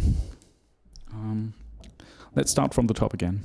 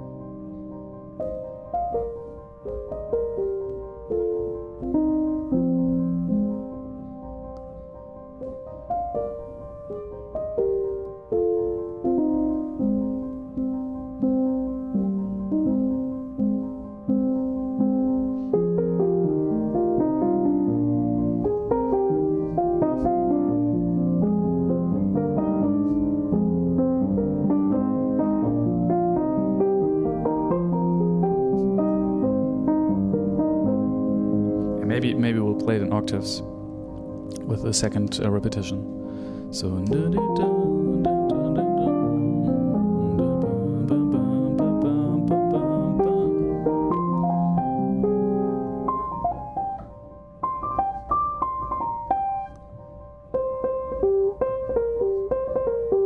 I'm not sure about this, whether this will also be played in octaves. Because I can't play this in octaves. I mean, it's possible, but to do this softly and quietly, it's really hard. Bam.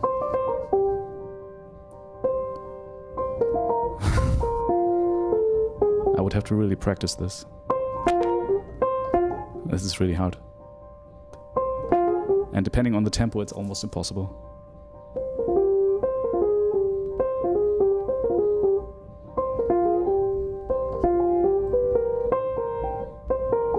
I think I'll just do this.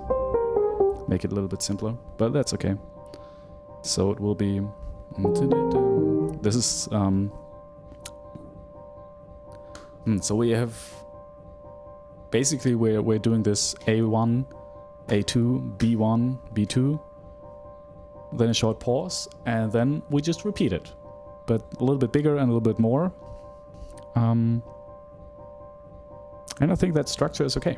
I think that structure works. Okay, let's try again from the beginning.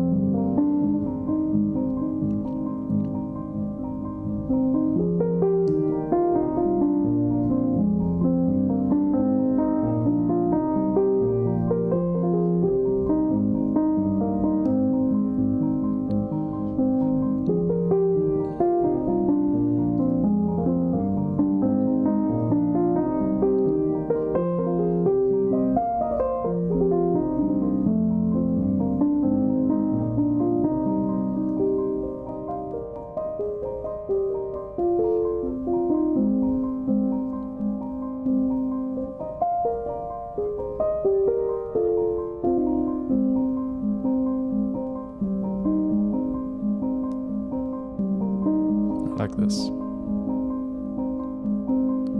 And then it builds.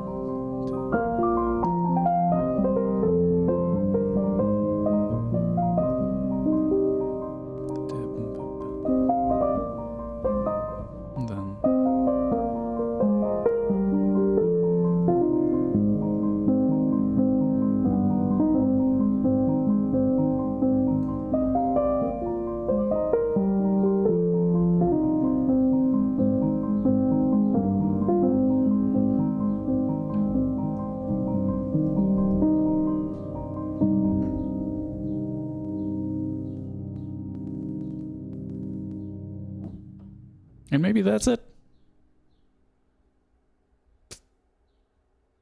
Is this too uninspired? I'm not sure. But anyway, I'll try to do it like that and record this. And we'll listen back to this, like always, on the next stream, and then decide if it's good or not. And if we have to, expand on it or cut out certain parts. But I think we found lots of small, beautiful ideas today.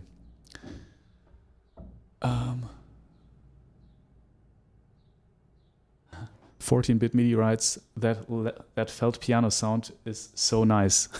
Yeah, right? I like it as well. I like it too. It's like you can almost play anything, and birds in the background's chirping. Yeah, I like this instrument a lot. Although it has this weird... No, you know, when I use the right pedal on the G string here, there's three strings. You can't see it right now, but there's on the G string here, there's just one string ringing on all the time when the felt piano, when the felt is between the hammer and the strings. But you know, that's the sound of my piano. That's all right. Yeah, you know what? I would just and 14-bit MIDI. You are, well. There's another one watching. There's 3 people watching still, so you're enduring this. I congratulate you. Yeah, but I think we'll do it like that. And I will just wait. Let me first of all practice.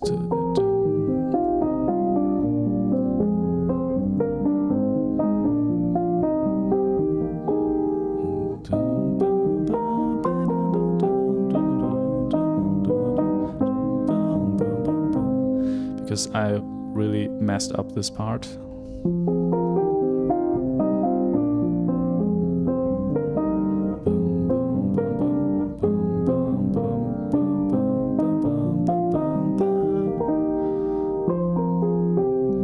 And then I think this part, I cannot play this in octaves. I mean, I can, but it's way too difficult and I have to practice this for days. And it's also nice if it's just this little waterfall thing is just falling down from there.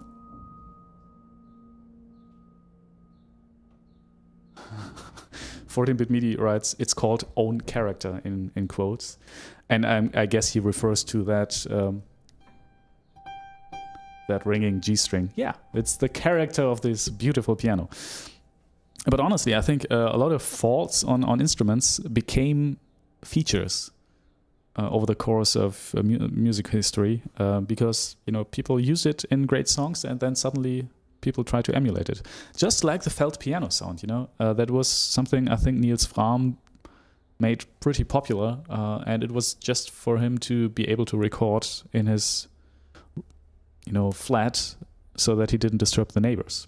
And now everybody's trying to emulate that, or has been for quite some time. And it's become a staple sound of lots of music, lots of musicians. Yeah, but so this G string, let's hope this will be something people will strive to.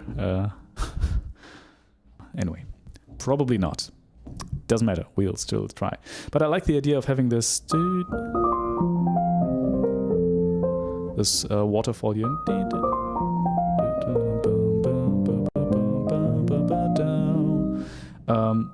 Having the melodies not go in octaves. I think that works. All right, let's start from the beginning.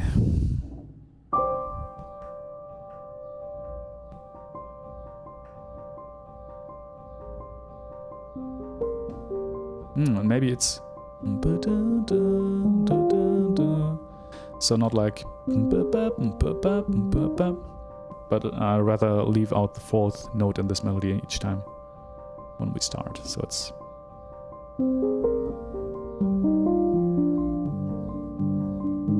and let's go to, I'm not sure, G major or G minor. Let's see.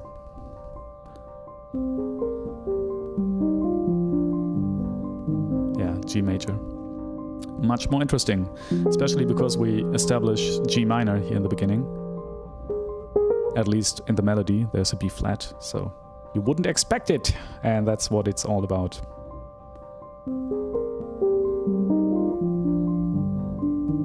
Yeah, okay. So it goes like this. Let's start again from the beginning.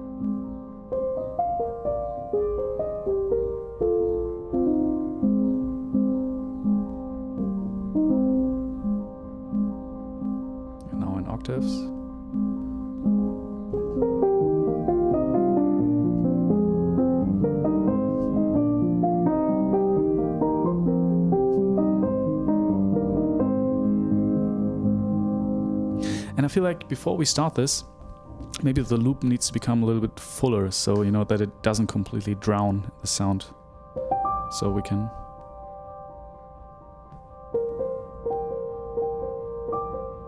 In the pause between that, we just add some notes and then...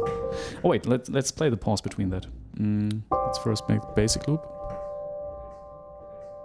With me saying basic loop in the background. Beautiful. Ah, not like this.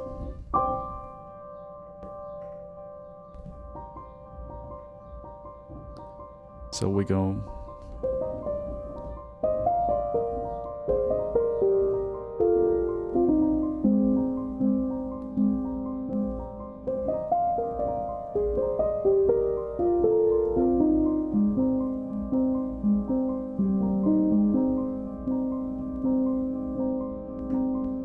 And then it's...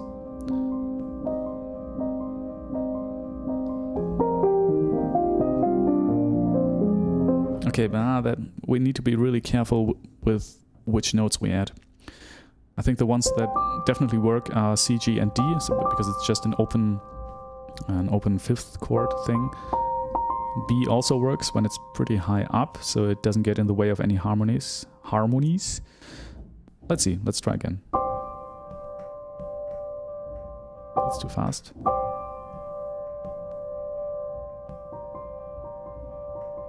So that's the loop which goes over the first part. And maybe we just add some... Oh, so we end this part.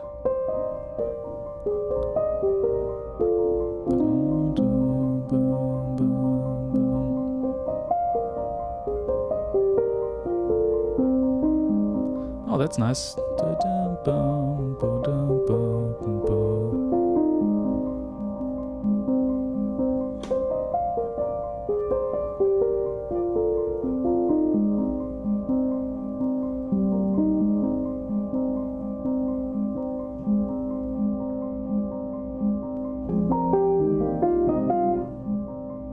I'm not sure if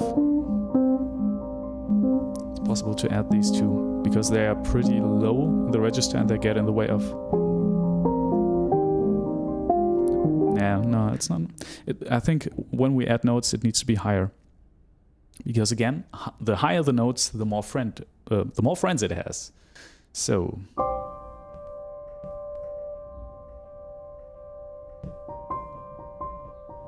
Nah, that's bad.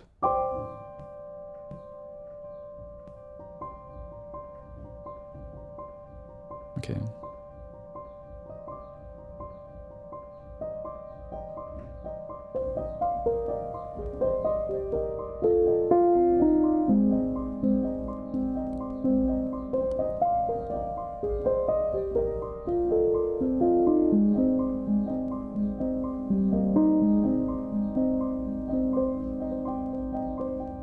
Yeah, and that's basically the part between these two repetitions. Is the part where we add some notes to the loop.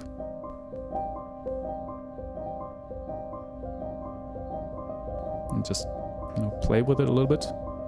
And maybe like this.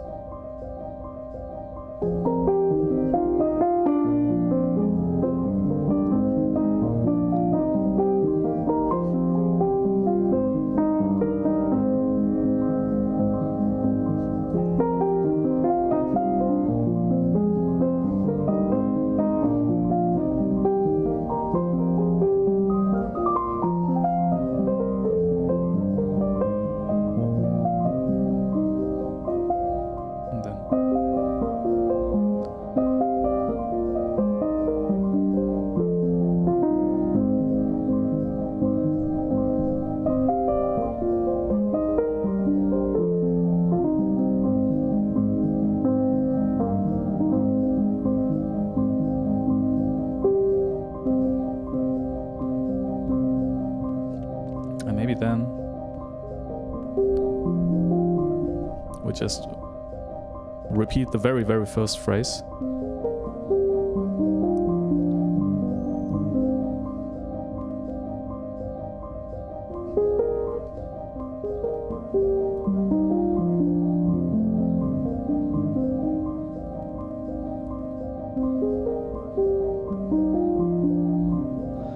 Yeah, maybe it ends with this.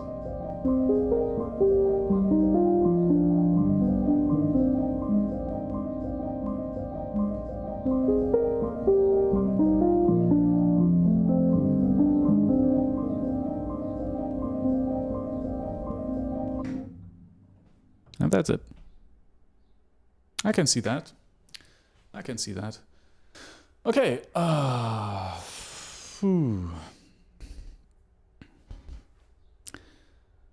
That's exhausting. I think what I'll do now is start the recording. Yeah, and then start to record this. And maybe, hopefully, have something which we can listen to on the next stream. Yeah, then I'll think... I don't know. I'll go back to the main computer and do some minor things, and then we'll see. Now, first of all, before that, we'll have to play it once more, just to make sure that it works and that we can play it. Okay, so...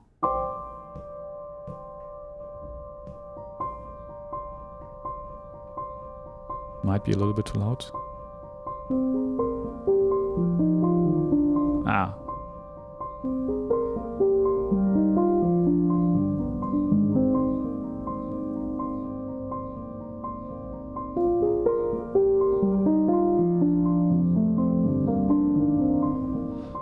Okay, no. This phrase must not be too loud because it really gets annoying.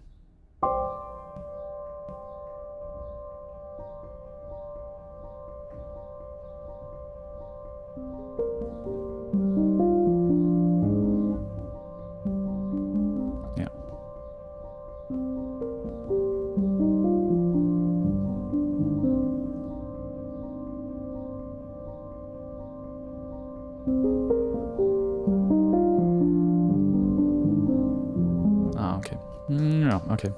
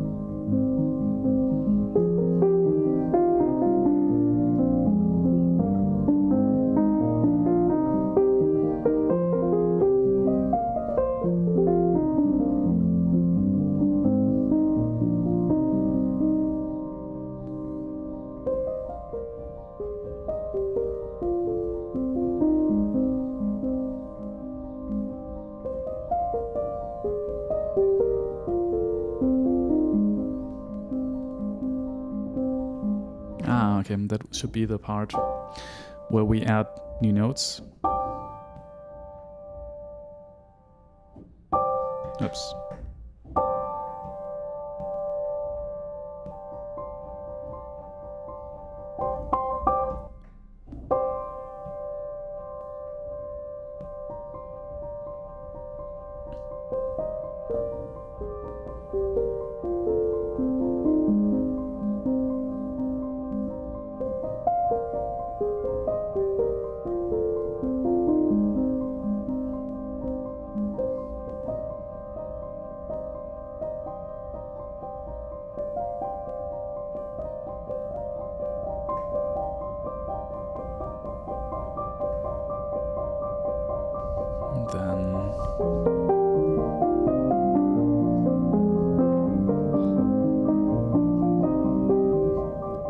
It's maybe too much melody.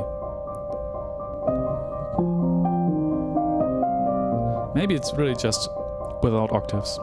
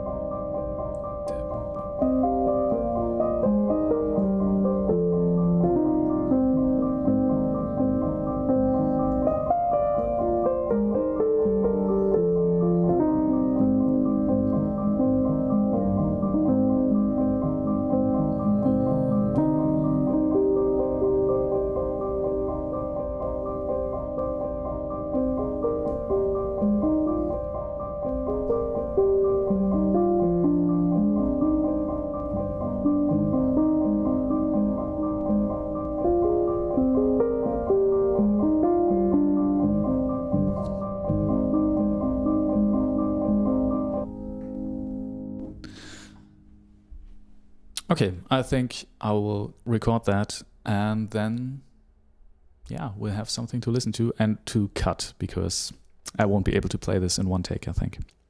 Okay, I'll start the recording.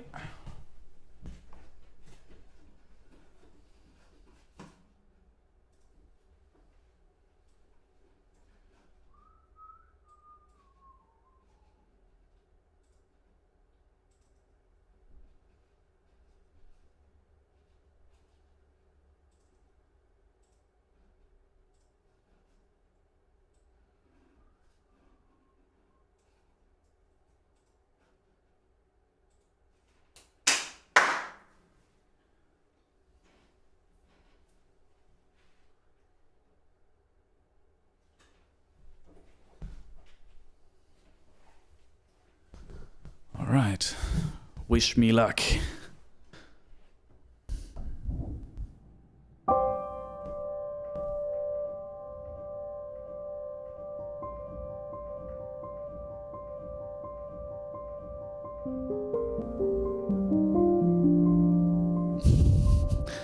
Again.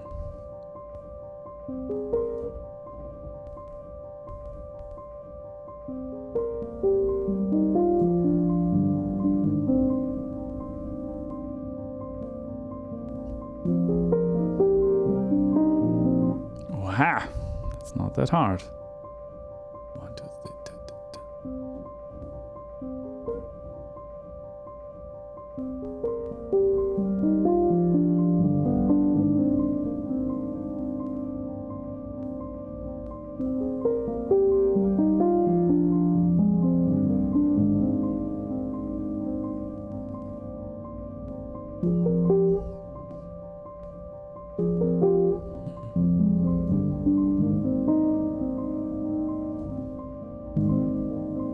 Wait, just have to start again. Let's get this right. Okay. Bam! We'll clap once so we can see a spike in the recording and we know, okay, we have to cut there. Hopefully.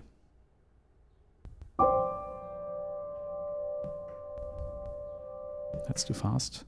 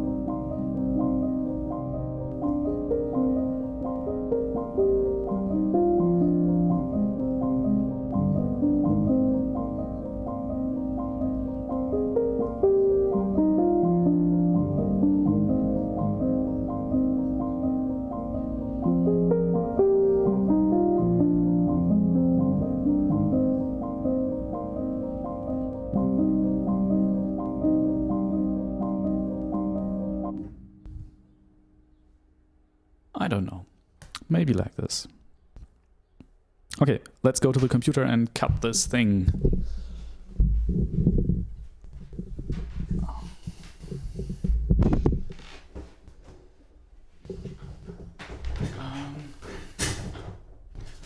Okay, let's stop the recording. And you know what? I will just put the camera where it should be, and I'll be right back.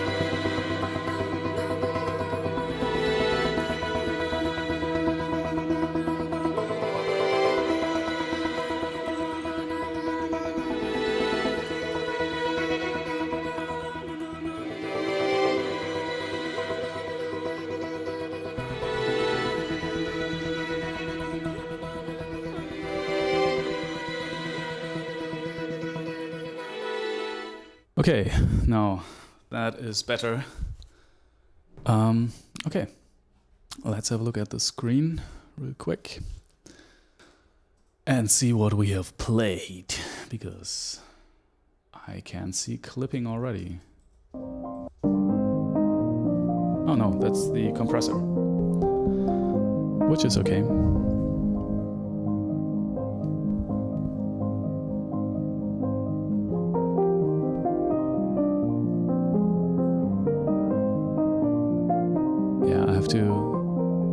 That part with the octaves didn't play that well. I didn't play that well.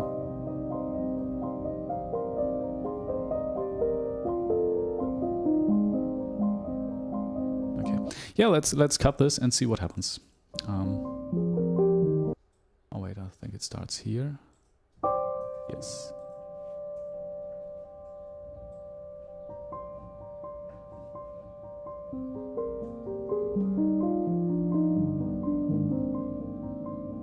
It's kind of okay.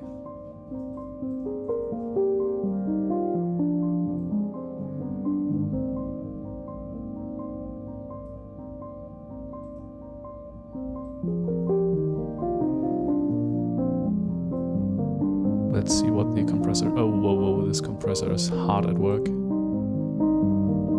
Let's push this up a little bit.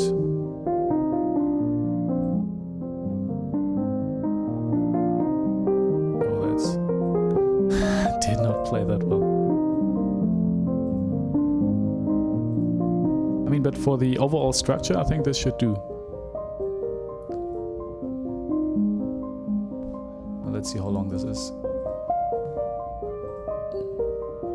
2 minutes 38. So it will be something like 2 minutes. I think it's too slow right now, so maybe like 2 minutes 20.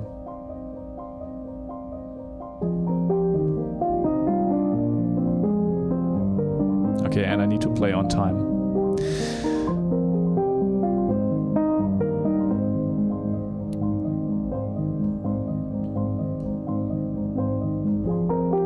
Okay, but you know what? Is this too boring? I'm really not sure right now if this track is too boring. I mean, it's definitely not played in time right now.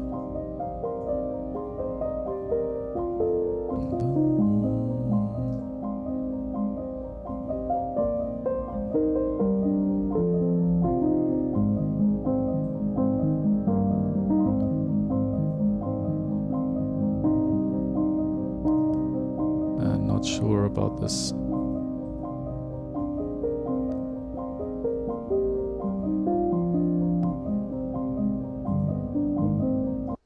Okay. You know what? I'll cut out this first chord so that we just have this.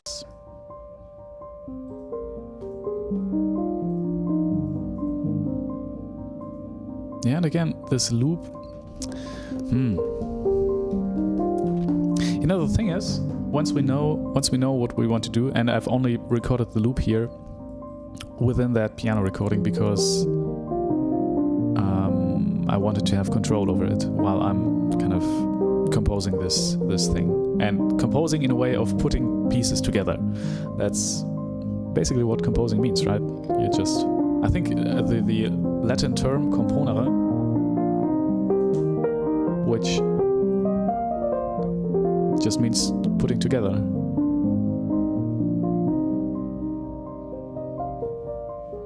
I'm not sure. But I think composing, this word, actually stems from componere, which means to just put things together, components. No? This part here is difficult. But you know, once we figure out this part here, how the part where we add to the loop, we can record this loop and play the other things on another track, so we can mix them separately, which I think is incredibly important. I mean, not incredibly important, but I think it's important. I want to have the control.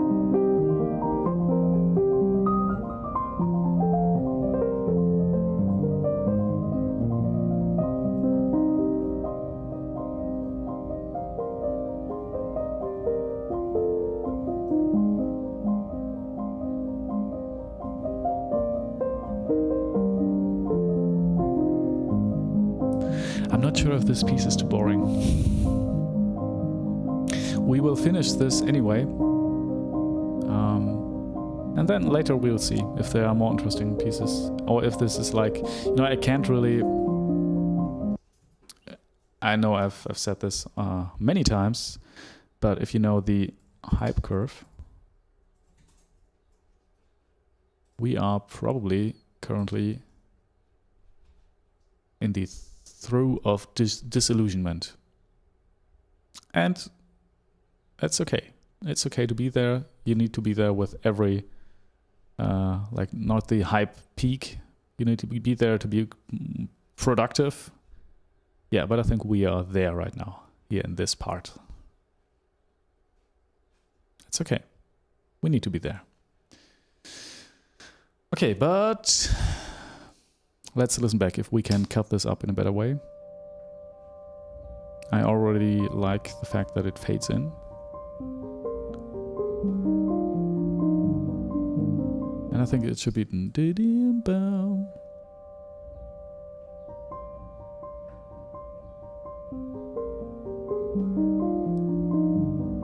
Yeah, that's too many notes. It should be...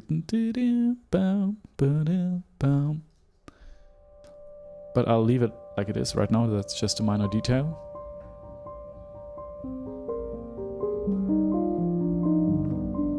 Yeah, and with every repetition.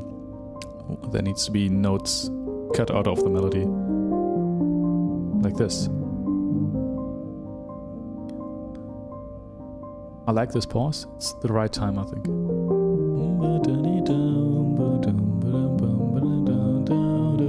And I think it can be already much more elaborate, the melody here. Can we...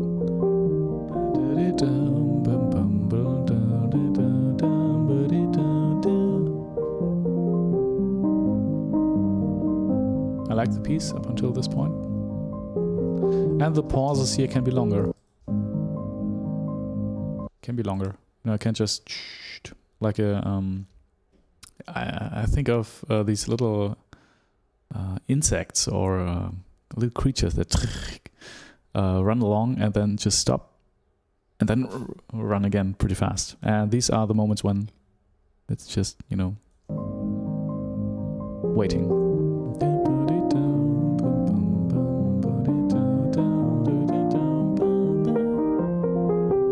Okay, not so well played. I think I like the piece up until this point.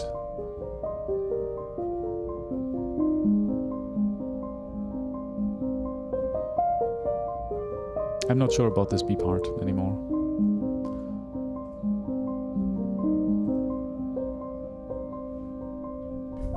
Maybe it should be something that's more focused on this, you know, a more texture-esque without melody, like this. You know, because yeah, it could be melodies, but I think this is more interesting. You know, if it just has, it can be shorter even, but if it just has this part here, about like 20 seconds, just a texture, that can be interesting, I think. And then it goes out of the texture with the melody in octaves, and I'm out of sync. Okay, I'll just, you know, put a marker here and say only texture development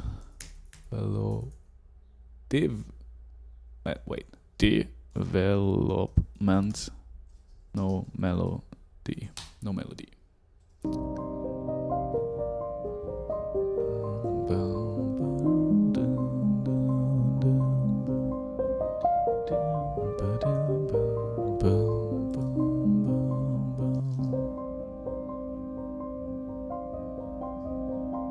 Yeah, something like this.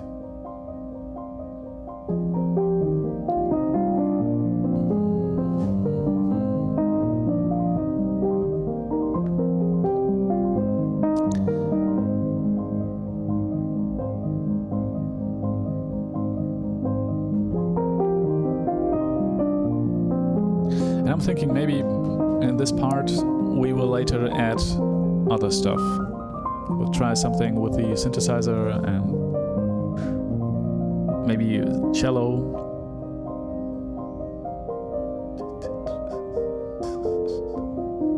And here, that's okay. The melody can be here. Like this melody from this part, it's our B part. So let's say this is B1. This here, this here is B2. That's A2. And this here is A1. So I like this part here.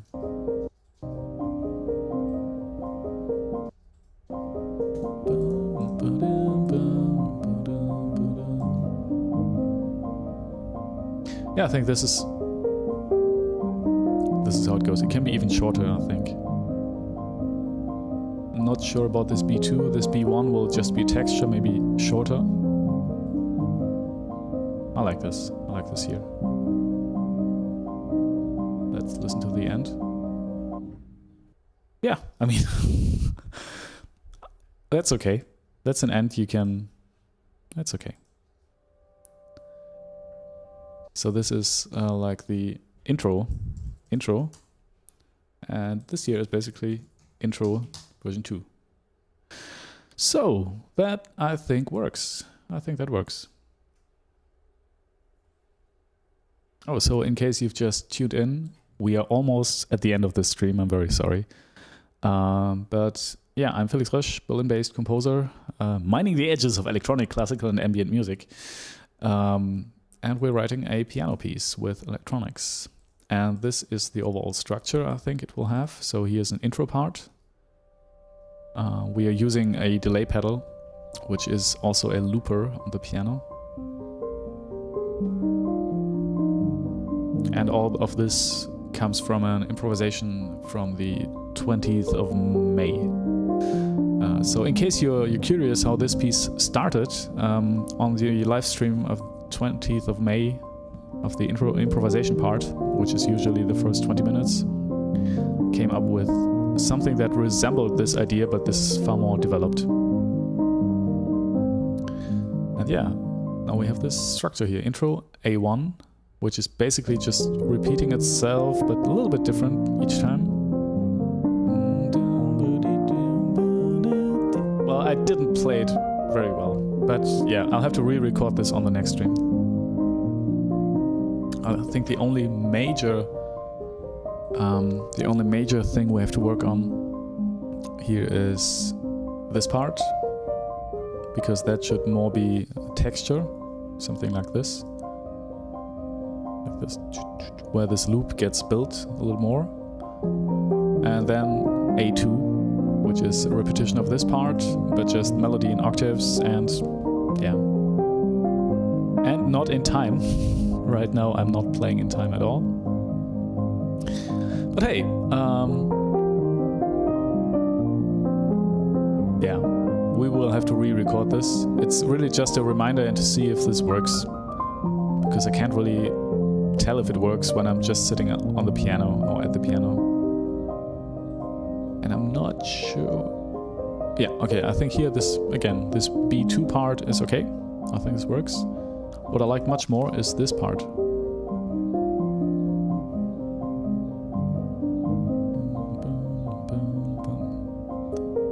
And again, these pauses between these different ideas or blobs of ideas can be longer. Can be like 5 times, then 7 times, and 3 times.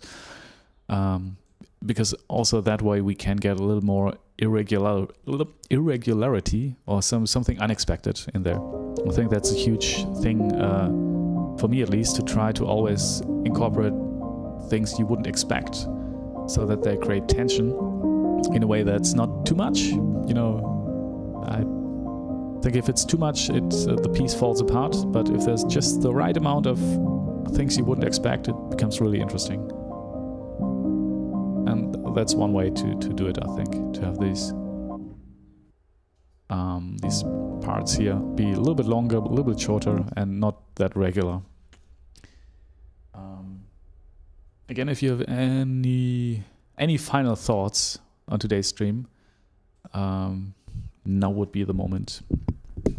I think it will like 5 more minutes we have, and yeah, I can use this to just thank all of you for watching, and also thank our latest subscriber, Francisco Quillada. Thank you for subscribing. On the next stream, which will be on Tuesday the 16th at 10 a.m. Central European time, we will obviously probably get this track not finished, but well, almost finished. I think what we'll do is we have to figure out this part this year. This is the biggest concern with this, and record the loop. Because when we figure out this part here, we can record this loop easily, and then also record to click and do overdubs and all that beautiful stuff. Maybe we use some slight synthesizer stuff here in this, and maybe some sub as well, you know, some just sine wave.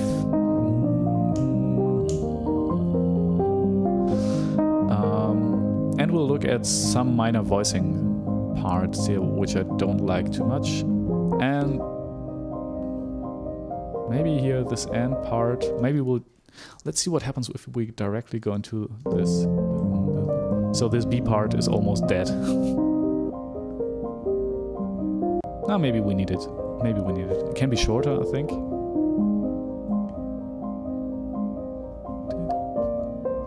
Yeah, and that is what we'll do, I think. I would really love to try to create some more ambiences around this.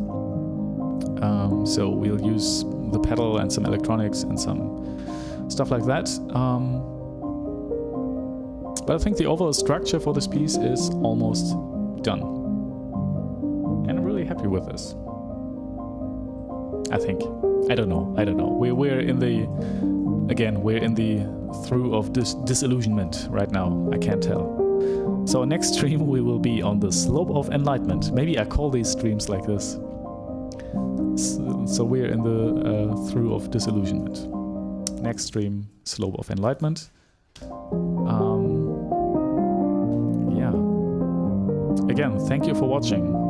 And if you've watched this whole thing, like 14-bit MIDI probably has, is my personal hero. Thank you. And yeah, I will also, after the fact, I will have some links to a playlist with all the live streams here somewhere. And yeah, if you liked this video, by the way, you wouldn't believe how much it helps if you just press that like button. So yeah, if you want to support me, please do that. If you got anything out of this and would like to be reminded when I go live again, or when I release music videos, or not music videos, videos on music production techniques and like gear reviews, which I do 2 times a month, yeah, feel free to subscribe, because that way you won't miss any of that. And it has been a pleasure. And I'm really, really hoping to see you on Tuesday, 16th of June. I will be streaming at 10 a.m. Central European Time. And yeah, I hope to see you. See you soon. Thank you for watching.